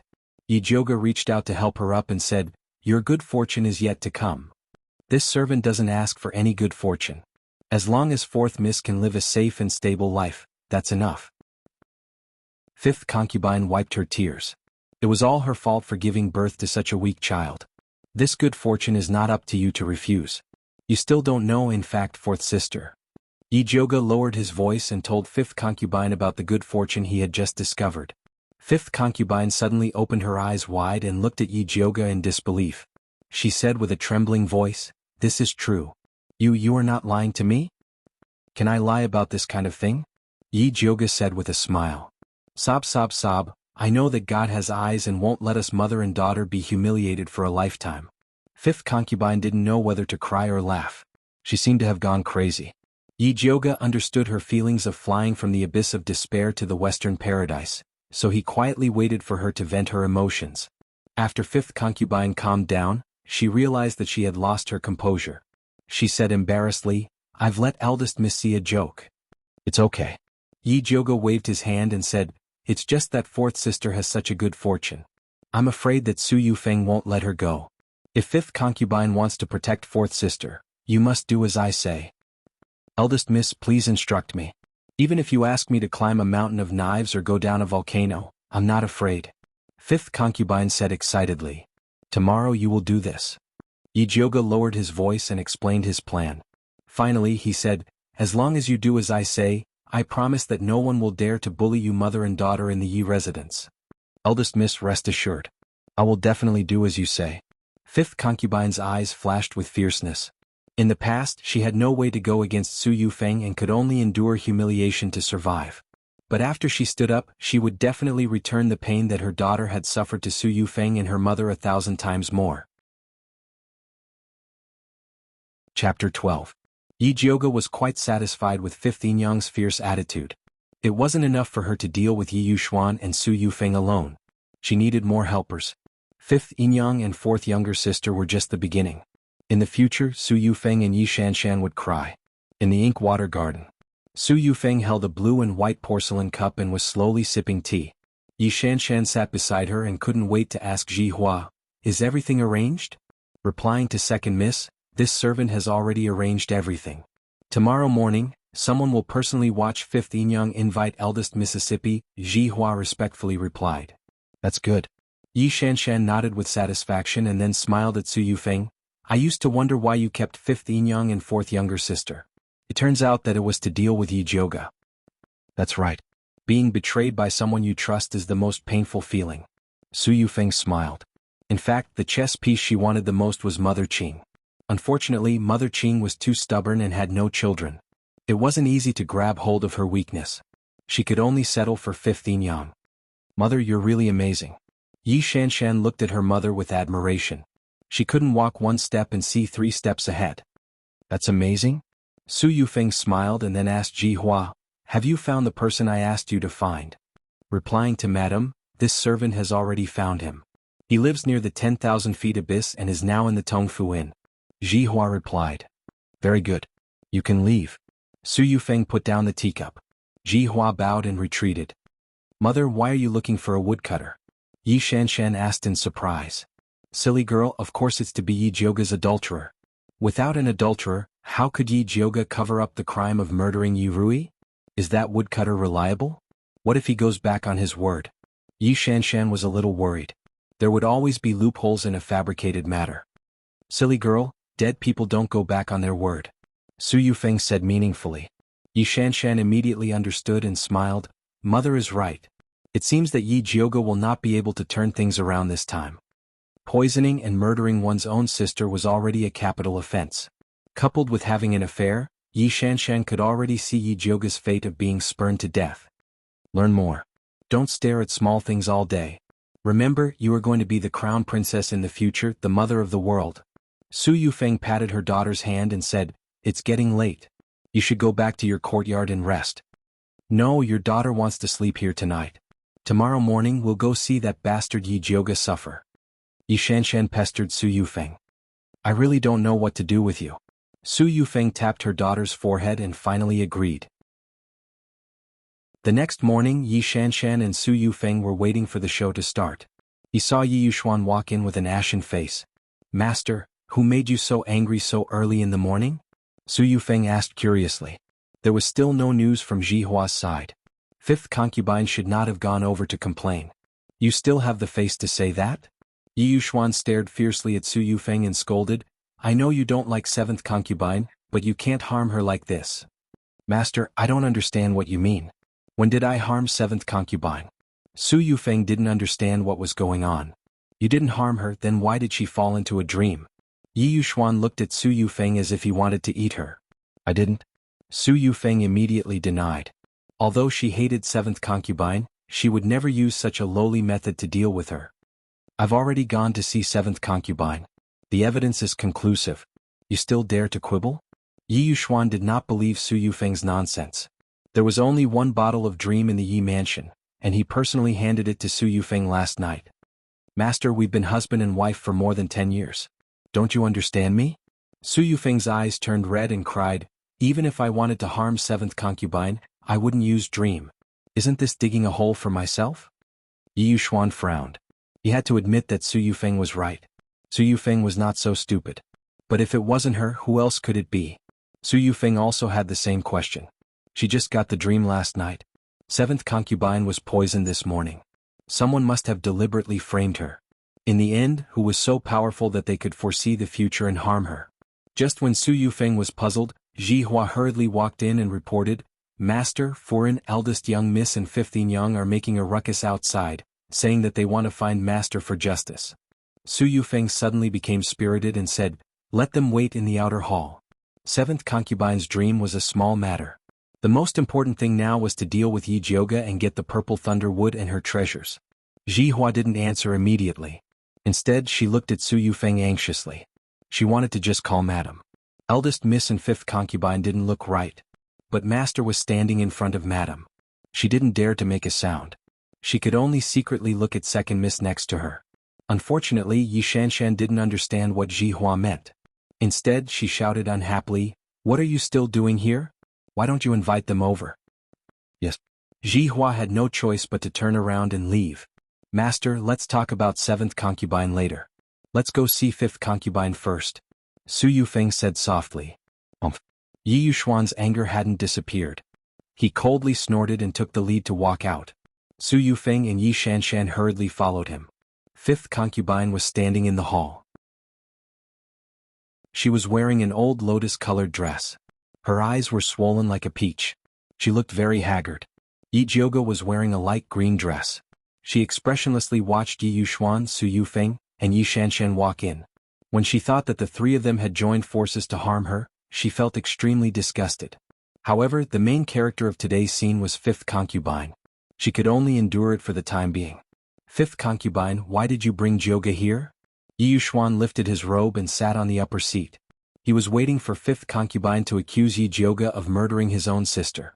Unexpectedly, fifth concubine didn't respond to his question. Instead, she pounced on Su Yufeng like a mad tiger and shouted hysterically, "Su Yufeng, how dare you harm my daughter? I'll fight it out with you." Su Yufeng never thought that fifth concubine would dare to make a move on her. She was caught off guard and fifth concubine's long nails fiercely scratched her cheek.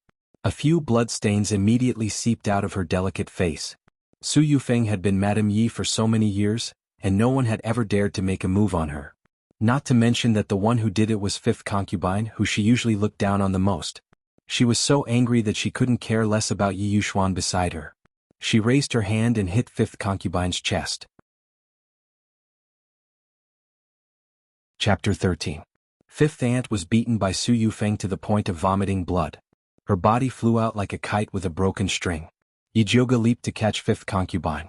As soon as he landed, he shouted angrily at Su Yufeng, "Su Yufeng, you are truly ruthless. Not only did you harm fourth younger sister, you even didn't let fifth concubine off. Are you even human? Before Su Yufeng could speak, Yi Shanshan couldn't hold back anymore. She jumped out and scolded Yi Jioga. Yi Jioga, what nonsense are you talking about? When did my mother harm fourth sister? It's clear that you were having an affair with a man outside and fourth sister saw it. That's why you used the dream to harm her. Bah. Yi Jioga directly slapped her and said coldly, you have no respect for your elders. Since when did it become your turn to interrupt when Jie is speaking? Yi Shanshan covered her face and stared at Yi Jioga with wide eyes. She said with a trembling voice, You dare to hit me? Yi Jioga slapped her again. What did your mother teach you? Don't you know to speak respectfully to Jie? Yi Shanshan was afraid of being beaten. She quickly retreated behind Su Yufeng and cried, Mother! Yi Jioga, you dare to beat your sister in front of me and your father. Do you still have us elders in your eyes? Su Yufeng trembled with anger and raised her hand to hit back. However, Yi Jioga grabbed her wrist and fiercely threw her to the ground. Others can say that I have no rules. Only a woman with a poisonous heart like you is not qualified to say this. Su Yufeng fell in front of Yi Yuxuan and shouted with disheveled hair, Master! Yi Jioga, what the hell are you doing? Yi Yuxuan's face was livid and he was trembling with anger. Father, I'm not crazy. The one who's crazy is Su Yufeng. You still don't know, but last night, Su Yufeng rushed into fifth concubine's courtyard and forced fourth sister to drink poison. Yi Jioga said with an imposing manner. How could Yi Yuxuan not know that he agreed to all of this? However, no matter how shameless he was, he couldn't admit it in front of Yi Jioga. He said coldly, What nonsense are you talking about? Why would Madame force poison on fourth sister? That's right. That sickly Yi Rui wouldn't be able to live long if she was left there. Who would have the time to feed her poison? Yi Shanshan helped Su Yufeng up and looked at fifth concubine with eyes full of resentment. Moreover, the lives of both mother and daughter are not even worth a medicinal pill. Who would do a losing deal? Eldest miss, my life is cheap, but fourth miss is master's flesh and blood. Is master worthless in your eyes? Fifth concubine panted. Fifth aunt, I think you're really possessed. How dare you say such treasonous words? Su Yufeng fiercely looked at fifth Yinyang, who had changed sides at the last minute. She wished she could tear her body into 1,000 pieces. She turned to Ji Hua and ordered, Someone take fifth Yinyang away and ask a doctor to treat her. She deliberately emphasized the word cure. It was obvious that she wanted to kill fifth concubine. I'll see who dares to touch her. Yi Jioga stood in front of the fifth concubine. Ji Hua didn't dare to move and looked at Su Yufeng. Su Yufeng shouted to Yi Yuxuan, Master, are you just going to watch Yi Jioga humiliate us mother and daughter? Su Yufeng, don't be a thief. It's you and your daughter who humiliate others. Yi Jioga sneered and turned to Yi Yuxuan, who had an ashen face, and said, Father, you haven't asked fifth concubine why Su Yufeng poisoned fourth sister. Your daughter dares to guarantee that if you don't ask, you will definitely regret it for the rest of your life. Yi Yuxuan frowned deeply. He hated Yi Jioga's attitude. It reminded him of his father-in-law Yin Tianwei, who used to be so arrogant. But he also knew that when they were so arrogant, it meant that something really happened that he couldn't miss. So no matter how much he hated them, he had to weigh the weight of Yi Jioga's words. Father, don't listen to eldest sister's nonsense. Mother has always been virtuous. It's absolutely impossible for her to harm fourth sister. They are framing her. Yi Shanshan said while gnashing her teeth. Yi Jioga didn't even look at her. He just looked straight at Yi Yuxuan. The raging fire in his eyes made people not dare to ignore him. It was as if Yi Yuxuan missed today's question, he would regret it for the rest of his life. Yi Yuxuan really wanted to fling his sleeves and leave, but after thinking about it, he coldly snorted and said, Fine, I want to see what tricks you are playing. Yi Jioga lowered his head and softly said to fifth concubine, Fifth concubine, if you have any grievances, just tell father. I believe that father will definitely uphold justice for you and fourth sister. The fifth concubine wiped the blood from the corner of her mouth and staggered over to Yi Yuxuan. She said to him in a trembling voice, Master, the madam plotted against the fourth miss because she knew that the fourth miss had obtained a great opportunity. What kind of great opportunity? Yi Yuxuan's heart moved. He couldn't help but look at Yi Jioga. Could it be that this damn girl gave fourth sister some benefits so Su Yufeng got the news and went to snatch it in advance? Thinking of this, he suddenly felt a little dissatisfied with Su Yufeng, who had hidden the treasure from him. Master, don't listen to her nonsense. Fourth sister stays in the courtyard every day and doesn't go out. How can she have any great opportunity? It's clearly Su Yufeng was a little anxious. She felt that things were completely out of her control and she was running in an unknown direction. Shut up. Yi Yuxuan impatiently interrupted Su Yufeng's words, then said to the fifth aunt, "Just what kind of heavenly opportunity did fourth girl obtain? Tell me honestly if you dare to lie." There was no need to say more threatening words. He believed that fifth concubine knew what was good for her. Of course, fifth concubine knew what was good for her. She stood up straight and glanced at Su Yufeng and Yi Shanshan's hate-filled faces. After meeting Yi Jioga's encouraging eyes, she said in a deep voice, "Master, in fact, I wanted to tell you a long time ago. Our fourth miss has awakened the wood and fire spirit root. She will become the strongest alchemist in the Yi family." "What did you say?" Yi Yuxuan suddenly stood up and stared straight at fifth concubine. "You said that fourth sister has the wood and fire spirit root?" "Master, it's absolutely true. A few days ago fourth miss coughed non-stop. This servant knelt down and begged Madam for a long time before Madam agreed to call a doctor over. The doctor said that fourth Mrs. Spirit Root has awakened, but her body is too weak and she needs a good rest to get through it. This servant reported this matter to Madam and wanted to ask for some tonic. I didn't expect that the tonic would not come but poison," fifth concubine cried as she spoke. Her tears flowed down her cheeks to her chin and mixed with the blood on her clothes. No one would doubt that what she said was false. "You're talking nonsense." Su Yufeng's voice suddenly rose like a hen that had been strangled. She didn't know that Yi Rui had awakened the wood and fire spirit root. If she had known earlier, that damned girl's grave would have been covered with weeds. Chapter 14. Master, this servant is not talking nonsense. If you don't believe me, go ahead and check. If this servant is lying, I will be struck by lightning. Fifth concubine swore with tears streaming down her face. Yi Yuxuan no longer doubted fifth concubine's words. He turned to look at Su Yufeng with eyes that seemed to be spewing fire. "Evil woman, how dare you harm my precious daughter?" His daughter, who was originally the most worthless in his heart, had become his precious daughter because she had awakened the water and wood spirit roots. Because the wood and fire spirit roots complemented each other, it was most suitable for alchemy. Although Yi Shanshan was known as a genius alchemist, she only had a second-level fire spirit root, which was much worse than the wood and fire spirit root.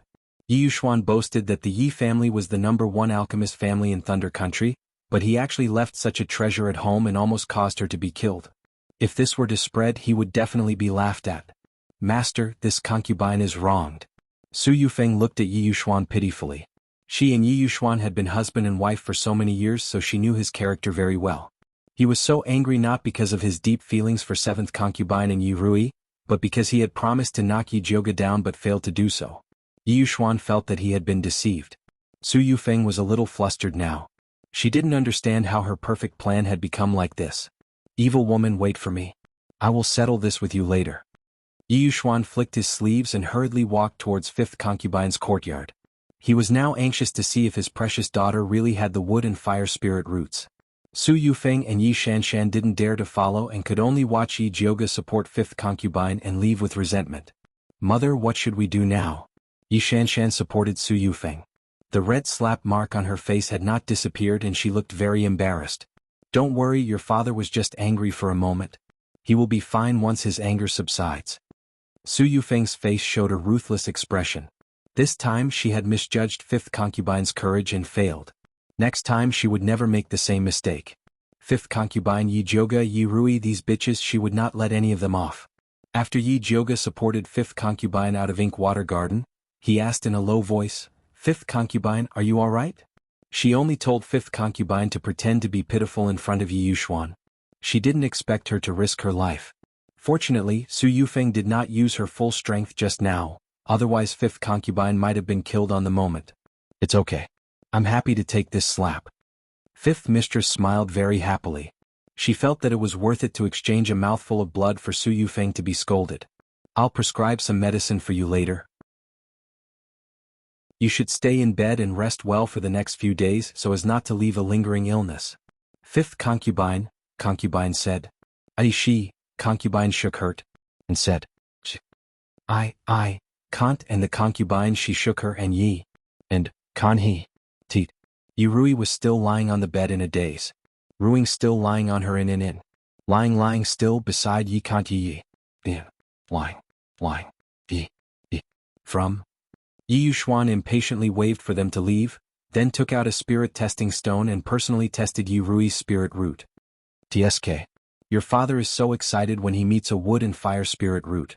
If he knows that you have the rare thunder and fire spirit root, will he go crazy with joy? Tsk, your scum of a father is so excited just because he met a wood and fire spirit root.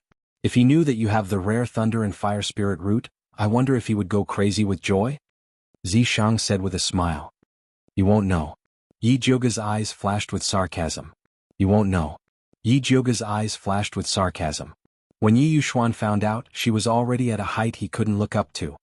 Master, fourth miss was poisoned by Madame last night and has been unconscious. Please take a look at her. Fifth concubine said with a choked voice. Yi Jioga had given Yi Rui some virtual dream this morning in order to put on a show. It's okay. Fourth miss was just poisoned by Enshensen. She will be fine after taking some medicine. Yi Yuxuan said lightly and removed Su Yufeng's crime of poisoning Yi Rui. No matter how angry he was with Su Yufeng, he still had to protect her face. Fifth concubine's nails dug deep into her flesh. She was afraid that the hatred on her face would show and didn't even dare to raise her head. Yi Jioga knew that Yi Yuxuan wouldn't touch Su Yufeng easily, so he wasn't angry. When he saw him take out the antidote, he said first, "Father, let me feed fourth sister the medicine." And? Yi Yuxuan handed the antidote to Yi Jioga. Yi Jioga helped Yi Rui up and stuffed the small red pill into her pale mouth. Yi Rui ate the antidote and her eyelashes trembled slightly. Then she slowly opened her eyes. Fourth sister, how do you feel now? Yi Jioga stuffed a pillow behind her and let her lean against the headboard. Big sister, why are you here? Yi Rui looked confused. I heard that you were sick, so I came to take a look. Yi Jioga patted Yi Rui's small hand. He didn't expect that his words would remind Yi Rui of the nightmare of being forced to drink the medicine last night. She trembled and looked around for her mother. However, she was shocked by her mother's miserable appearance and asked in horror, Concubine, why is your chest covered in blood? Concubine is fine. Fifth concubine hurriedly covered the blood on her chest and stammered, This is my... Sob, madam must be trying to harm you. She. Yi Rui cried and gasped. Then her eyes rolled back and she fainted again. Fourth miss, what's wrong? Fifth concubine was so scared that her soul flew away. Don't worry, fifth concubine. Father is here. Yi Jioga looked at Yi Yuxuan. Medicine was not separated from the family. As a third-stage advanced pill master, Yi Yuxuan was good at treating illnesses. He stretched out his finger and calmly felt his fourth daughter's pulse. His expression immediately became extremely ugly. He didn't expect his daughter's body to be so weak. Pill refinement not only required special innate spiritual roots, but also a strong body. Otherwise, no matter how good one's aptitude was, it would be useless. Master, what's wrong with fourth miss? Fifth concubine asked anxiously. Why is fourth girl's body so weak? How did you usually raise her? Yi Yuxuan retracted his hand and glared at fifth concubine fiercely. A good daughter had actually been raised like this by her. What a waste. Master, it's all this servant's fault. All these years, fourth miss hasn't even been able to eat her fill. Fifth concubine's red and swollen eyes once again shed 2 streams of tears. What do you mean by not even being able to eat her fill? Yi Yuxuan was so angry that he laughed. Did he think that their Yi residence was a beggar's nest? Father, you should take a look at fifth concubine and fourth sister's room before you say that. Yi Jioga's eyelids drooped slightly. His long eyelashes hid the sarcasm in his eyes. Chapter 15.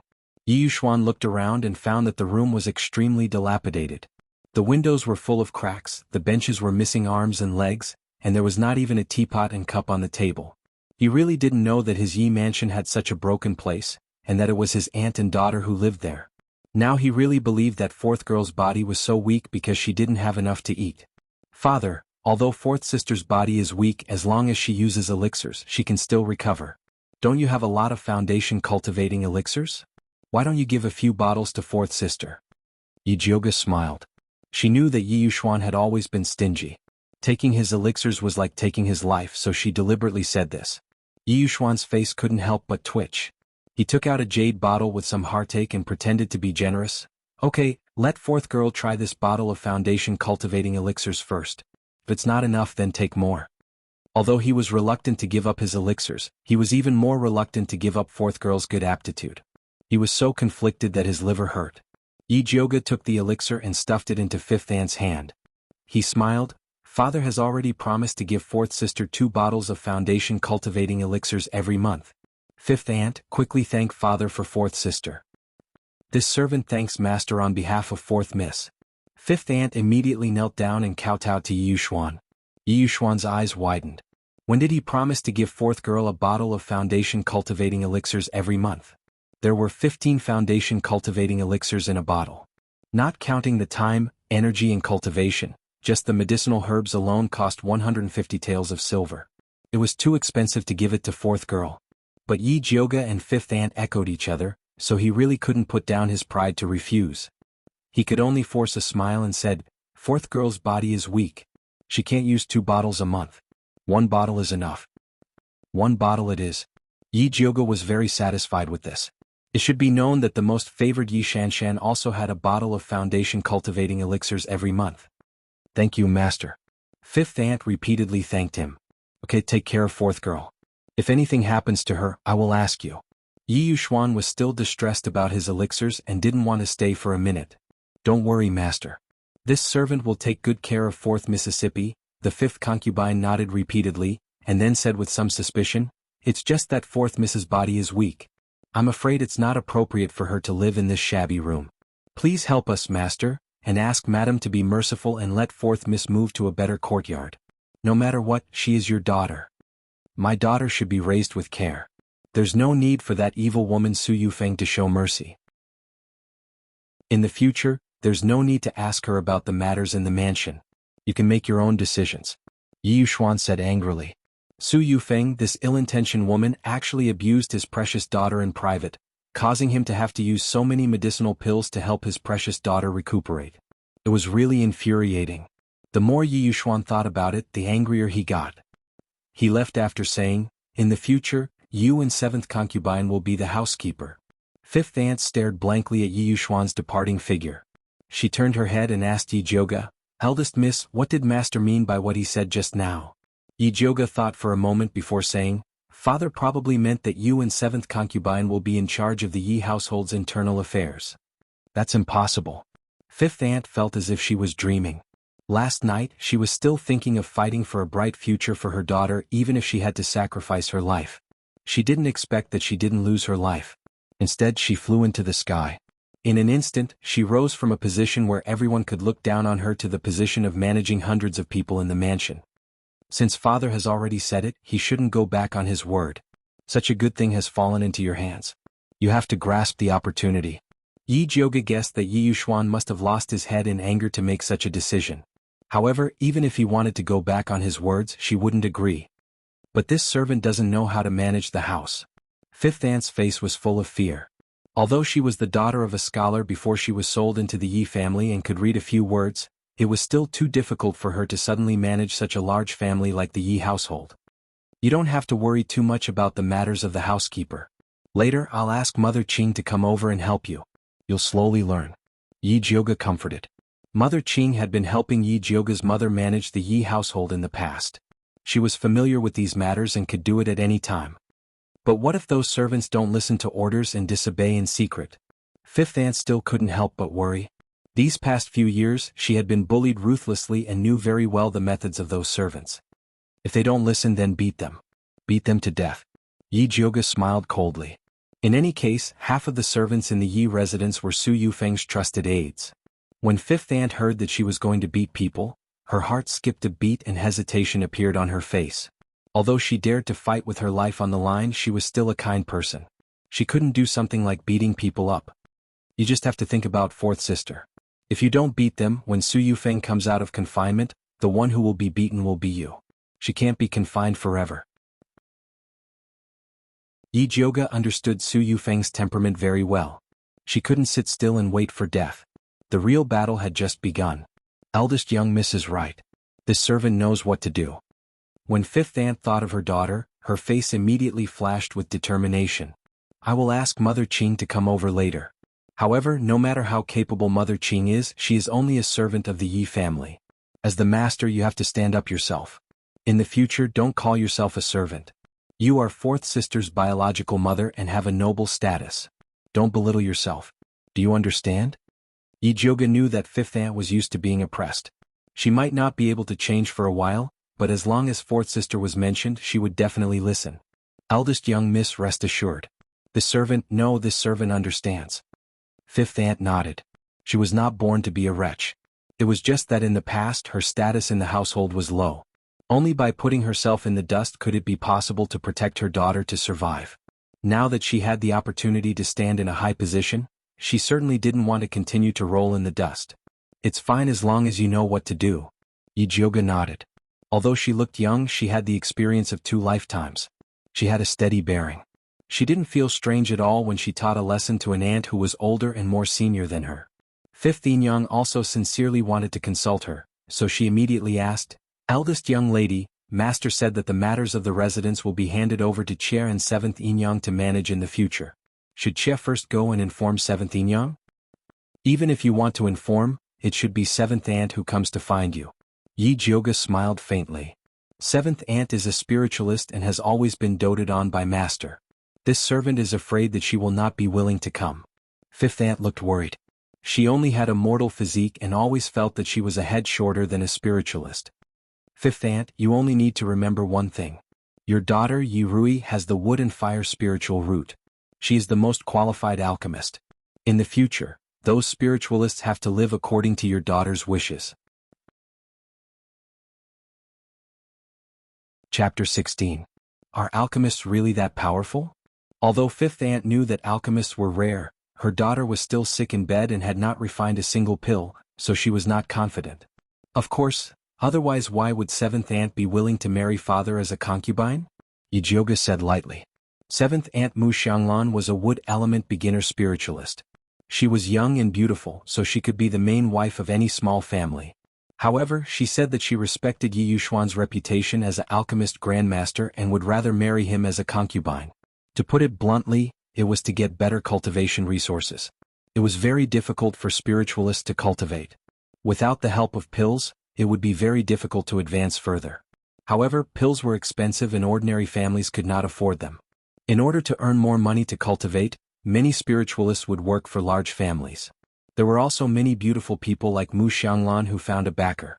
Although Mu Xianglan had been married to the Yi family for more than 2 years, she was still doted on by Yi Yuxuan because she had successfully advanced a while ago. Now she received the same treatment as Yi Shanshan, a bottle of cultivating essence pills every month. Mu Xianglan was a smart person. Although Yi Rui was not an alchemist yet, based on her aptitude, Mu Xianglan would definitely build a good relationship with Yi Rui. Therefore she would definitely take the initiative to find fifth aunt. After Yi Jioga carefully analyzed the situation to 5th Yin was finally relieved. In that case, this concubine will wait for her here. There is no need to wait for her here. Pack your things and move to Qiushuiyuan later. Yi Jioga ordered. Qiushuiyuan? Fifth aunt's eyes widened in shock. She shook her head and said, No, that is the courtyard that madam prepared for you. How can we live there? Qiushuiyuan was Yun Jiaojiao's favorite courtyard and the most beautiful place in the Yi residence. It was famous for its autumn waters. She had planned to let her daughter Yi Jioga live there. After Yun Jiaojiao passed away, Yi Yuxuan had been missing his wife and did not allow anyone to move there, not even Yi Jioga. Later on, Yi Jioga was tested to be a waste of talent. After the crown prince revealed the idea of breaking off the engagement and marrying Yi Shanshan, Yi Yuxuan acquiesced to Su Yufeng tidying up the Qiushui garden for Yi Shanshan to live in. I'm living very well in Purple Forest Park. I won't move anywhere else.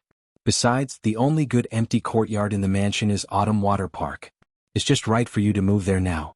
Yi Jioga saw that the fifth concubine still wanted to decline, so he said, Since you said that the Qiushuiyuan is mine, then you have to listen to me and let fourth sister live there. This way, those servants in the Yi residence who worship the powerful and look down on the weak will know that you and your mother are of great importance. Whether a person's status was noble or not was directly reflected in the basic necessities of life. Because of Yun Jiaojiao, Qiushui Garden had a special position in the Yi mansion. It could be said that it represented the status of the Yi mansion's young lady, so Su Yufeng wanted Yi Shanshan to live there. She wanted to prove to everyone that her daughter was nobler than Yi Jioga. If Yi Rui could move in, it would mean that she was superior to Yi Shanshan. Needless to say, her identity was precious. The fifth concubine understood what it meant to live in Qiushui Garden, so she was afraid of the pressure that came with it. Fifth concubine, since you have already shed all pretense of cordiality with Su Yufeng, you have to be tough. Otherwise, if you show the slightest weakness, you will be trampled to pieces and never be able to rise again. Yi Jioga's words smashed all the remaining hope in the fifth concubine's heart. Her expression changed again and again. Finally, she gritted her teeth and said, "Okay, I will listen to eldest young lady's arrangements." Since she had chosen to be on eldest young lady's boat, she could only trust her to the end. Fifth concubine, you don't have to worry too much. Now that father has placed fourth sister at the center of his heart, no one will dare to bully you and your mother. Rest assured and boldly move in. Yi Jioga saw that the fifth concubine was so nervous that her mouth was pale, so he personally poured her a cup of hot tea and stuffed it into her hand.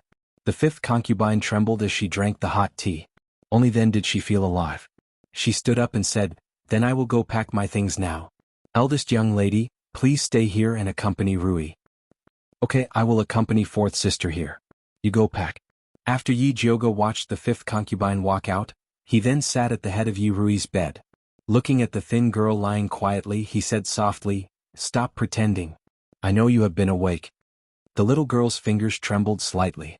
She slowly opened her eyes and looked at Yi Jioga with some embarrassment and said, "Big sister. Did you hear what I said to your mother just now?" Yi Jioga looked at the little girl's big black and white eyes and asked, "I heard." The little girl nodded. "Do you know what it means?" Yi Jioga asked again.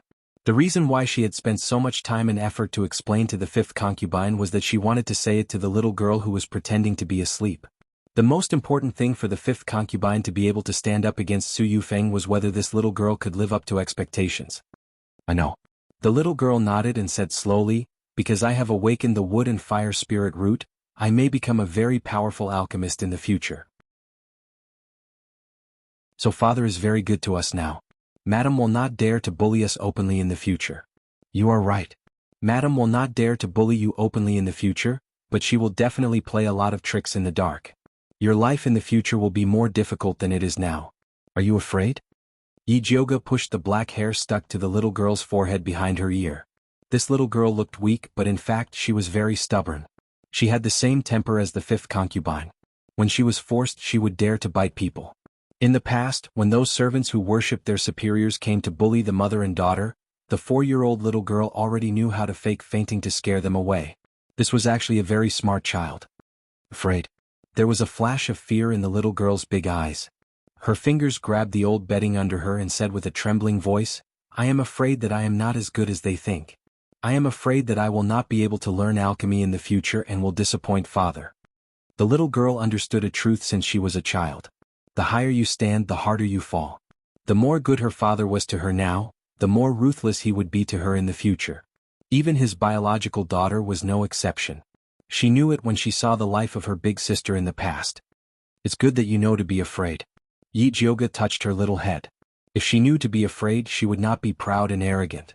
As long as Yi Rui could walk up steadily with her qualifications, even if she did not have great achievements in alchemy, she would not fall to pieces.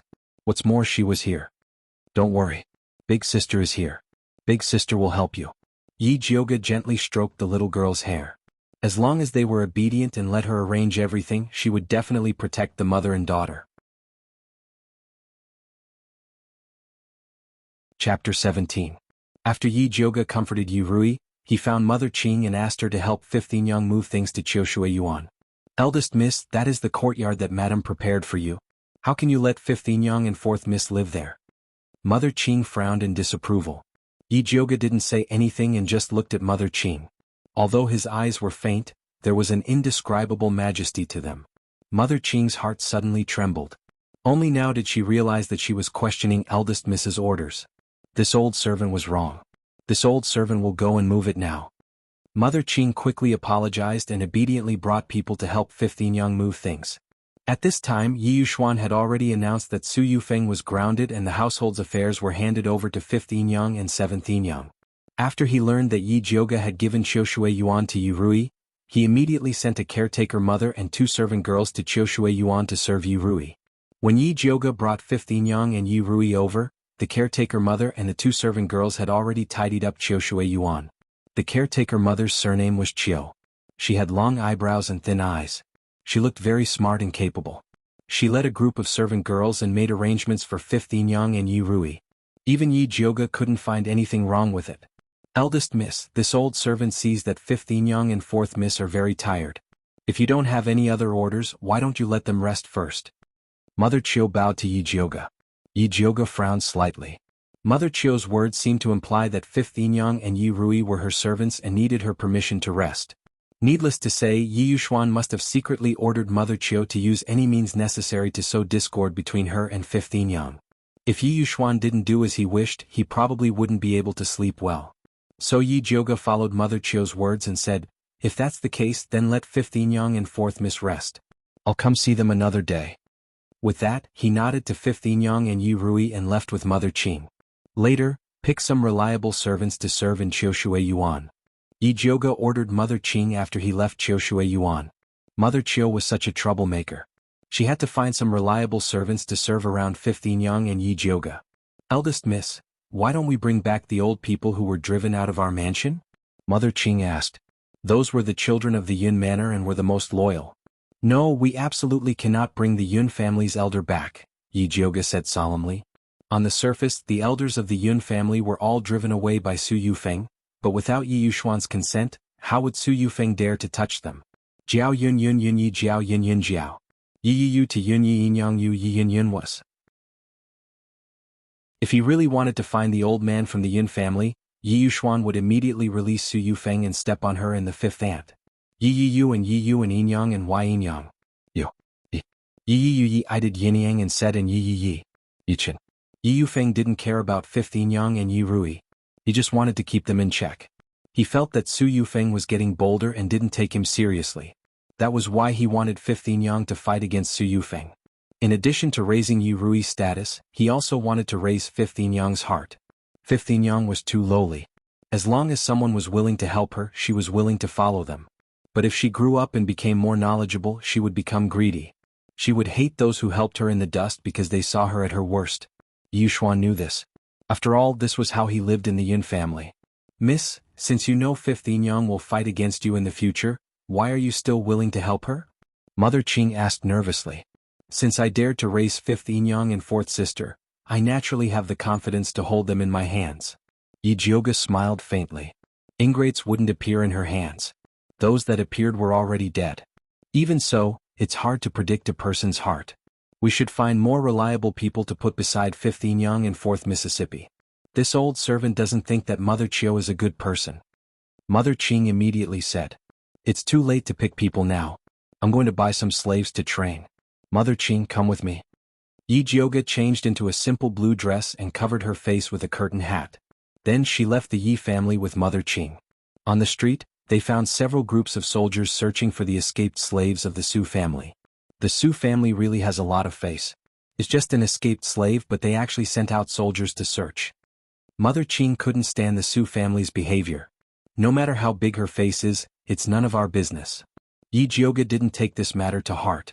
At the moment, buying slaves was more important. At the largest slave market on West Street, there were many high platforms. The slave head was shouting loudly on the platform. The slaves standing on the platform were wearing ragged clothes. Their eyes were dead, as if they had lost their confidence in life. Just looking at them made people feel depressed. It was no wonder that the people of the big families didn't like slaves to serve at home. "Eldest Miss, why don't we go back to the Yun family's manor and pick some reliable people to serve?" Mother Qing didn't like these slaves at all. They looked dirty and vulgar. The female slaves with a bit of beauty looked like they were specially raised to serve men. How could they be qualified to serve the eldest miss? "Since we're here, let's take a look first." Yi Jioga didn't want those clever maids.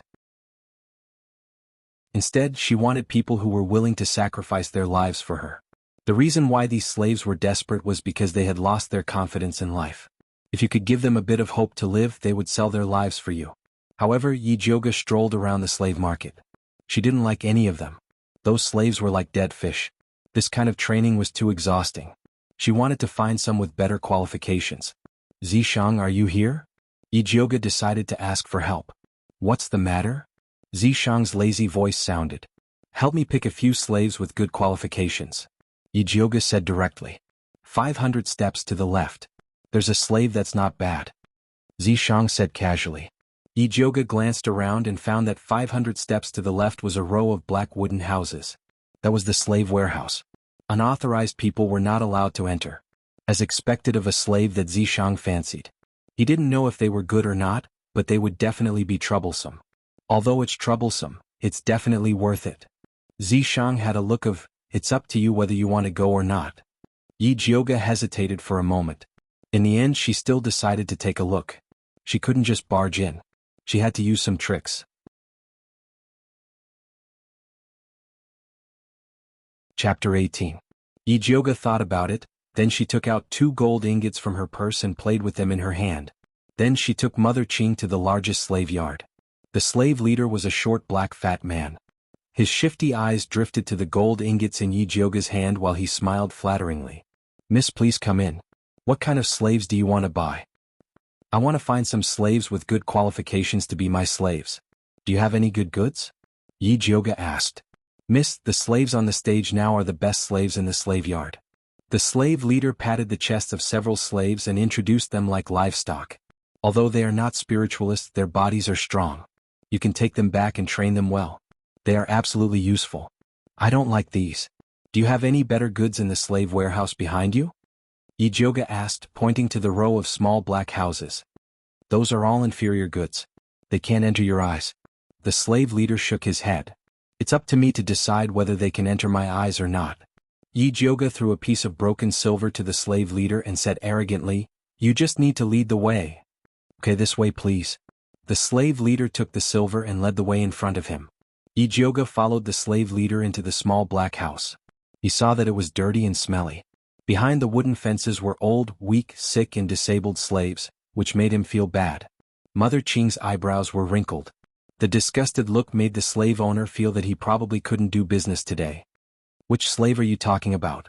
Ijoga called Zishang in his heart. Left corner. Zishang replied lazily. Ijoga looked over and saw a thin man curled up on the ground. His whole body was dirty, and he was no different from the slaves next to him. The slave leader followed Ijoga's line of sight. He didn't know what to think, but he immediately smiled and said, Miss, you have a good eye. This slave is the best we have here. Didn't you say that the best goods are placed outside? Why did you miss one here? Ijoga raised his eyebrows and asked. The slave leader continued to laugh. That's because this slave was sick 2 days ago and is recuperating. But he's really good stuff. If you don't believe me, you can take a look.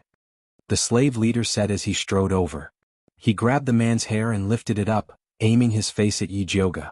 That person's face was unexpectedly clean. His skin was like jade and his facial features were exquisite. His long eyelashes were like little fans, and there was a red beauty mole between his eyebrows. His beauty added a hint of nobility. This kind of beauty was indeed top grade. Miss, you can't buy this. Mother Qing was anxious.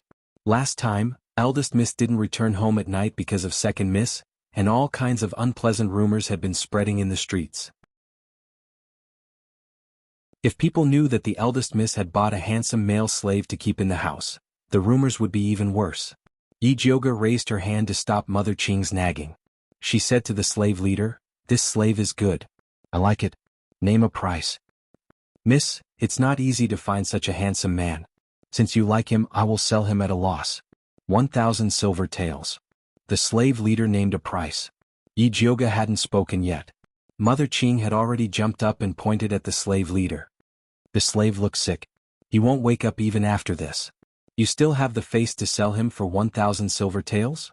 Do you think we are fools? Since eldest miss insisted on buying, Mother Qing could only help her bargain. Then how much do you want? The slave leader asked. 50 silver taels. Mother Qing directly offered a price. This price is too low. With his appearance, no matter if we sell him to a small restaurant or a brothel, we can get at least 1,000 silver taels. The slave leader said angrily. So what if he looks good? He looks sick. If we buy him, we will have to pay for the medicine. If you don't want to sell him, then keep him for yourself. Mother Qing pretended to leave. 50 silver taels is really not good. At least 500 silver taels. The slave leader showed a painful expression. 60 silver taels, no more. Mother Qing said without any doubt. No, 400 silver taels. 80 silver taels.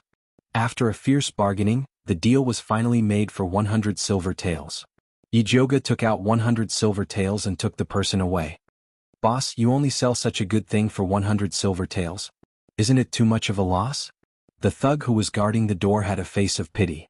It was the first time he saw such a beautiful man. It's good enough to earn back the medicine money. The slave leader had a face of bad luck. Last night, he found this injured and unconscious beautiful spiritualist on the side of the road. He thought he would make a fortune this time.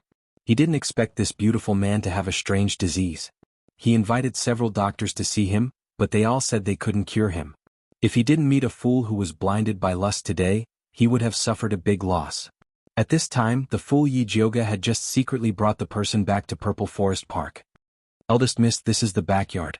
If you put him here and Su Yufeng finds out, she will definitely put the crime of adultery on you. Mother Qing said anxiously. It's okay. Let him change into a skirt. I guarantee that no one will recognize him as a man. Yi Jioga was very confident in the beauty of this male slave. Even if he wears a skirt, he is still a man. Mother Qing was anxious. What is the eldest miss thinking in the head? With his sickly appearance, even if he is a man, he won't be able to do anything. Yi Jioga saw that Mother Qing's old face was wrinkled like a bun.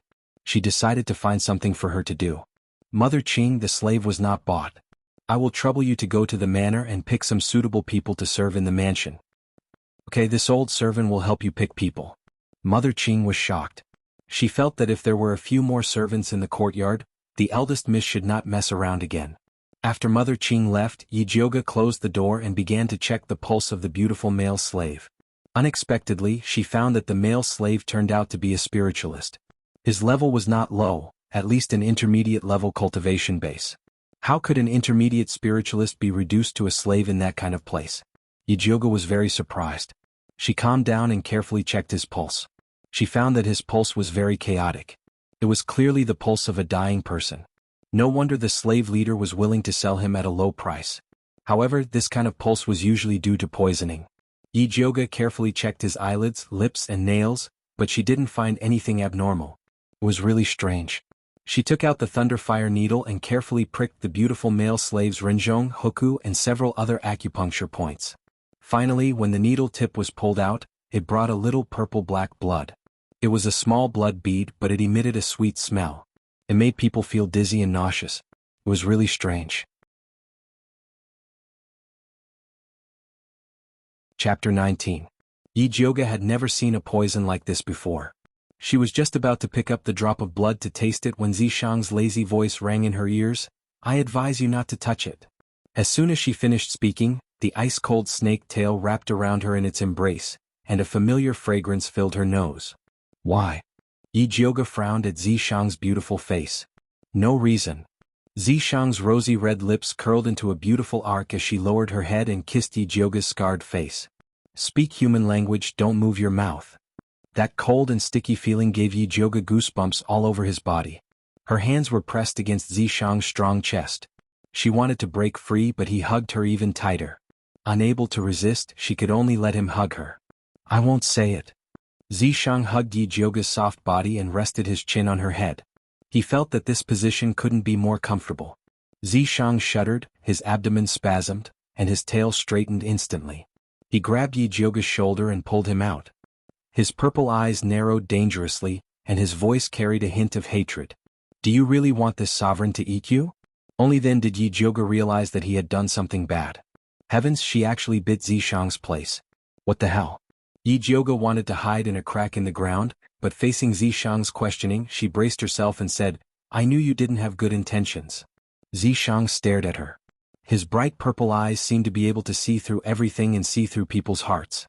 Yi Jioga felt a little guilty and regretted being too impulsive. He lowered his eyes and said, You still haven't told me what poison it is. Zishang's grip on Yi Jioga's shoulder tightened slightly before slowly loosening. Then he spun her around and hugged her in his arms.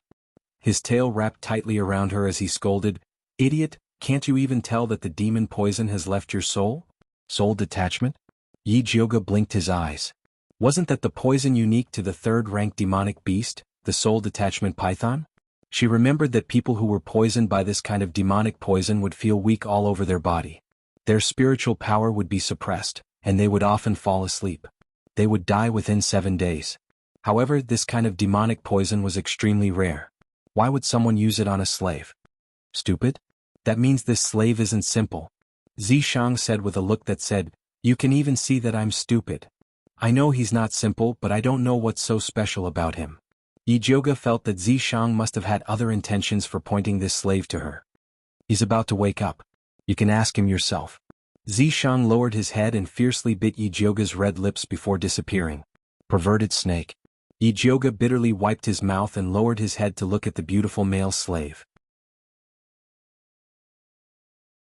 His fan-like black eyelashes trembled slightly, like a butterfly spreading its wings and about to take flight. The next moment, his eyelids slowly opened, and his black pupils shrank when he saw Yijioga. It looked like it wanted to attack her, but it was a pity that its whole body was powerless. "You don't have to be afraid. I'm not a bad person." After Yijioga said this, she realized why this sentence was so strange. The beautiful male slave propped himself up and leaned against the wall. His pair of black eyes were like the mountain breeze on a winter night, looking at Yijioga coldly. "What's your name?" Yijioga asked with a friendly smile. "How did you get poisoned?" Yijioga continued to laugh. "How did you become a slave?" Yijioga felt that he couldn't laugh anymore. The beautiful male slave looked at Yijioga without saying a word. Fall. Yijioga was angry. "Are you mute?" The beautiful male slave continued to be silent. "Little guy, if I hadn't fished you out of the slave's nest, you would have been sold to a small restaurant."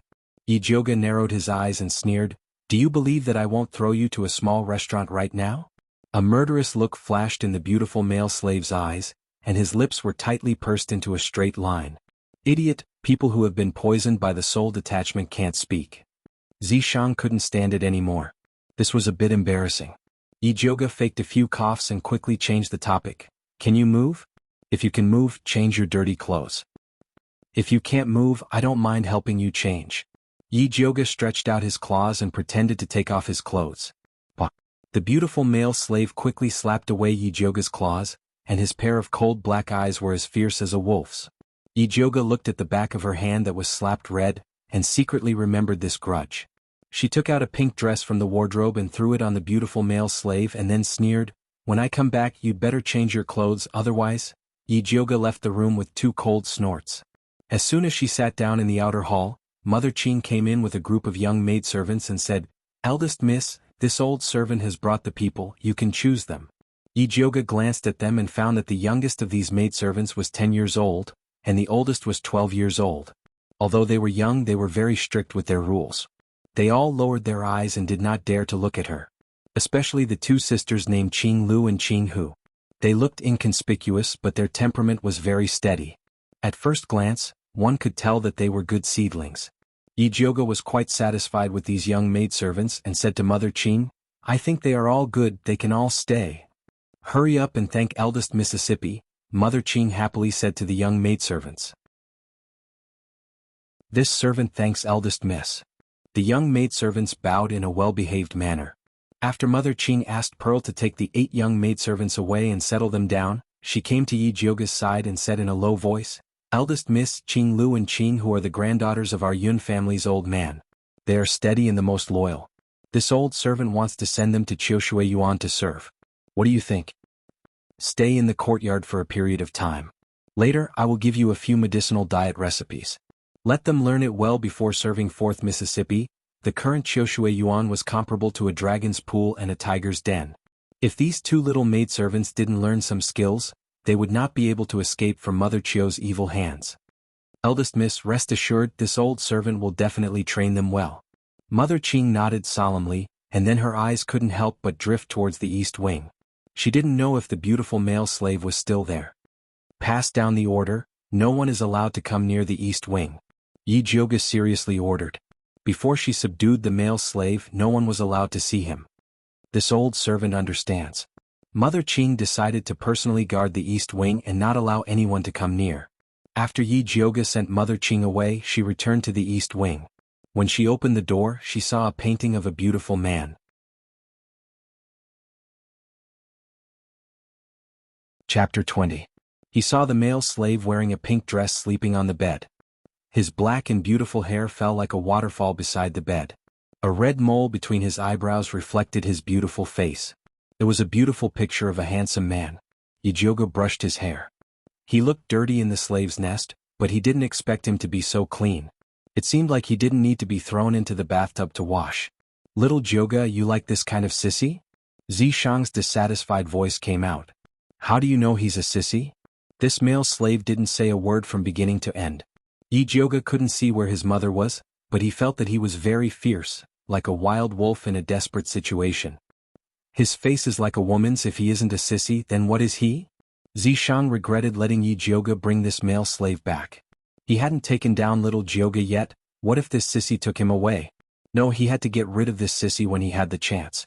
If a face like a woman is a sissy, then you must be the most sissy demon in the entire demon race. Jyoga sneered. With Zishang's heaven-defying beautiful face, he still had the nerve to laugh at others. So that's how it is. Zishang suddenly realized and then smiled proudly. Little Jyoga really loves me the most. Thinking too much is an illness, it needs to be cured. Jyoga rolled his eyes, then lowered his head and poked the male slave's face. Seeing that he still didn't wake up, he immediately felt a little worried. He slept all day and was completely useless. But to cure this soul-leaving demon poison, he needed the soul-leaving python's accompanying spirit grass, purple serene flower. Purple serene flower was very expensive. The cheapest was 1,000 taels of silver. Buying it for this male slave was too much of a loss. "You better be worth this price or else I'll sell you to a small restaurant." Jyoga pinched the male slave's beautiful face, took 1,000 taels of silver and prepared to go out to buy purple serene grass. "I advise you to change your appearance when you go out." Zishang's voice sounded again. "What?" Jyoga raised his eyebrows. "Because it's troublesome," Zishang said. Jyoga carefully thought about it and understood Zishang's meaning. This slave's origin was unknown, and he was poisoned with such a rare demonic poison. Disguising himself was a piece of cake for Jyoga. She covered the black scars on her face with powder and patted her face. Then she turned into a girl with an ordinary face. Even Mother Qin couldn't recognize her. An expensive elixir like the purple serene flower could only be found in large pharmacies. Although the Yi family had a few big pharmacies in Shangjing, Jyoga was afraid of being recognized, so he chose another big pharmacy called 100 Herb Hall. At this time, there were 7 or 8 assistants in the simple and unadorned medicinal hall, arranging medicinal herbs to entertain the guests. Seeing Jyoga come in, a tall and thin shop assistant immediately greeted him enthusiastically. "Sir, are you here to get medicine or see a doctor? Do you have any amethyst grass?" Jyoga asked. The shop assistant's face stiffened, but he quickly regained his composure and said in an even more enthusiastic manner, "Only the shopkeeper can sell spirit herbs like the purple serene flower. Please go to the private room and wait for a moment. I will immediately call the shopkeeper over." "Yes." Although Jyoga felt that the attitude of the shop assistant was a bit strange, she thought that such a big pharmacy wouldn't trick her, so she went to the private room and waited. The shopkeeper quickly rushed over with a red brocade box. He smiled and said, "Honored guest, please forgive me for not coming out to greet you. My surname is Jean. How may I address you?" "My surname is Su." Jyoga casually gave a fake surname and said, "I want to buy a stalk of amethyst grass. Does shopkeeper Jean have it in stock?" "Miss Su, you came at the right time. Our store just bought a stock of high-quality amethyst grass. Please take a look and see if it is suitable." Shopkeeper Jean opened the brocade box and placed it on the table. Inside was a stalk of glowing purple spirit herb. It was 7 inches long and had a complete root. It carried a faint fragrance. It was indeed of high quality. "How much does shopkeeper plan to sell it for?" This stalk of spirit herb was packaged so beautifully. Jyoga guessed that it would cost a lot. "Pardon me for asking, but what kind of elixir does Miss Su plan to refine with this herb?" Shopkeeper Jean asked with a smile. "What? Does your store need to exchange elixir recipes for elixirs?" Jyoga smiled faintly, but a trace of vigilance rose in her heart. Shopkeeper Jin's question clearly had a deeper meaning. "Of course not. This old man just felt that someone who can use a level 3 spiritual grass to refine pills is after all a capable person. Therefore I wanted to make friends with you. If I caused young lady Su to misunderstand, please forgive me." Shopkeeper Jean hurriedly apologized. "Let's cut to the chase. How much is it?" Jyoga asked directly. She felt that something was wrong with shopkeeper Jean. 1,000 silver taels. I'll take it as making a friend." Shopkeeper Jean said straightforwardly. "Deal." Jyoga took out 1,000 silver taels and declined shopkeeper Jin's invitation to taste tea. She quickly left 100 Herb Hall. She had only taken a few steps when she realized that someone was following behind her. Yijioga did not make a sound. She circled around a few times before she could clearly see the people following her. There were a total of 3 people. They were all martial artists who trained in the body refinement realm.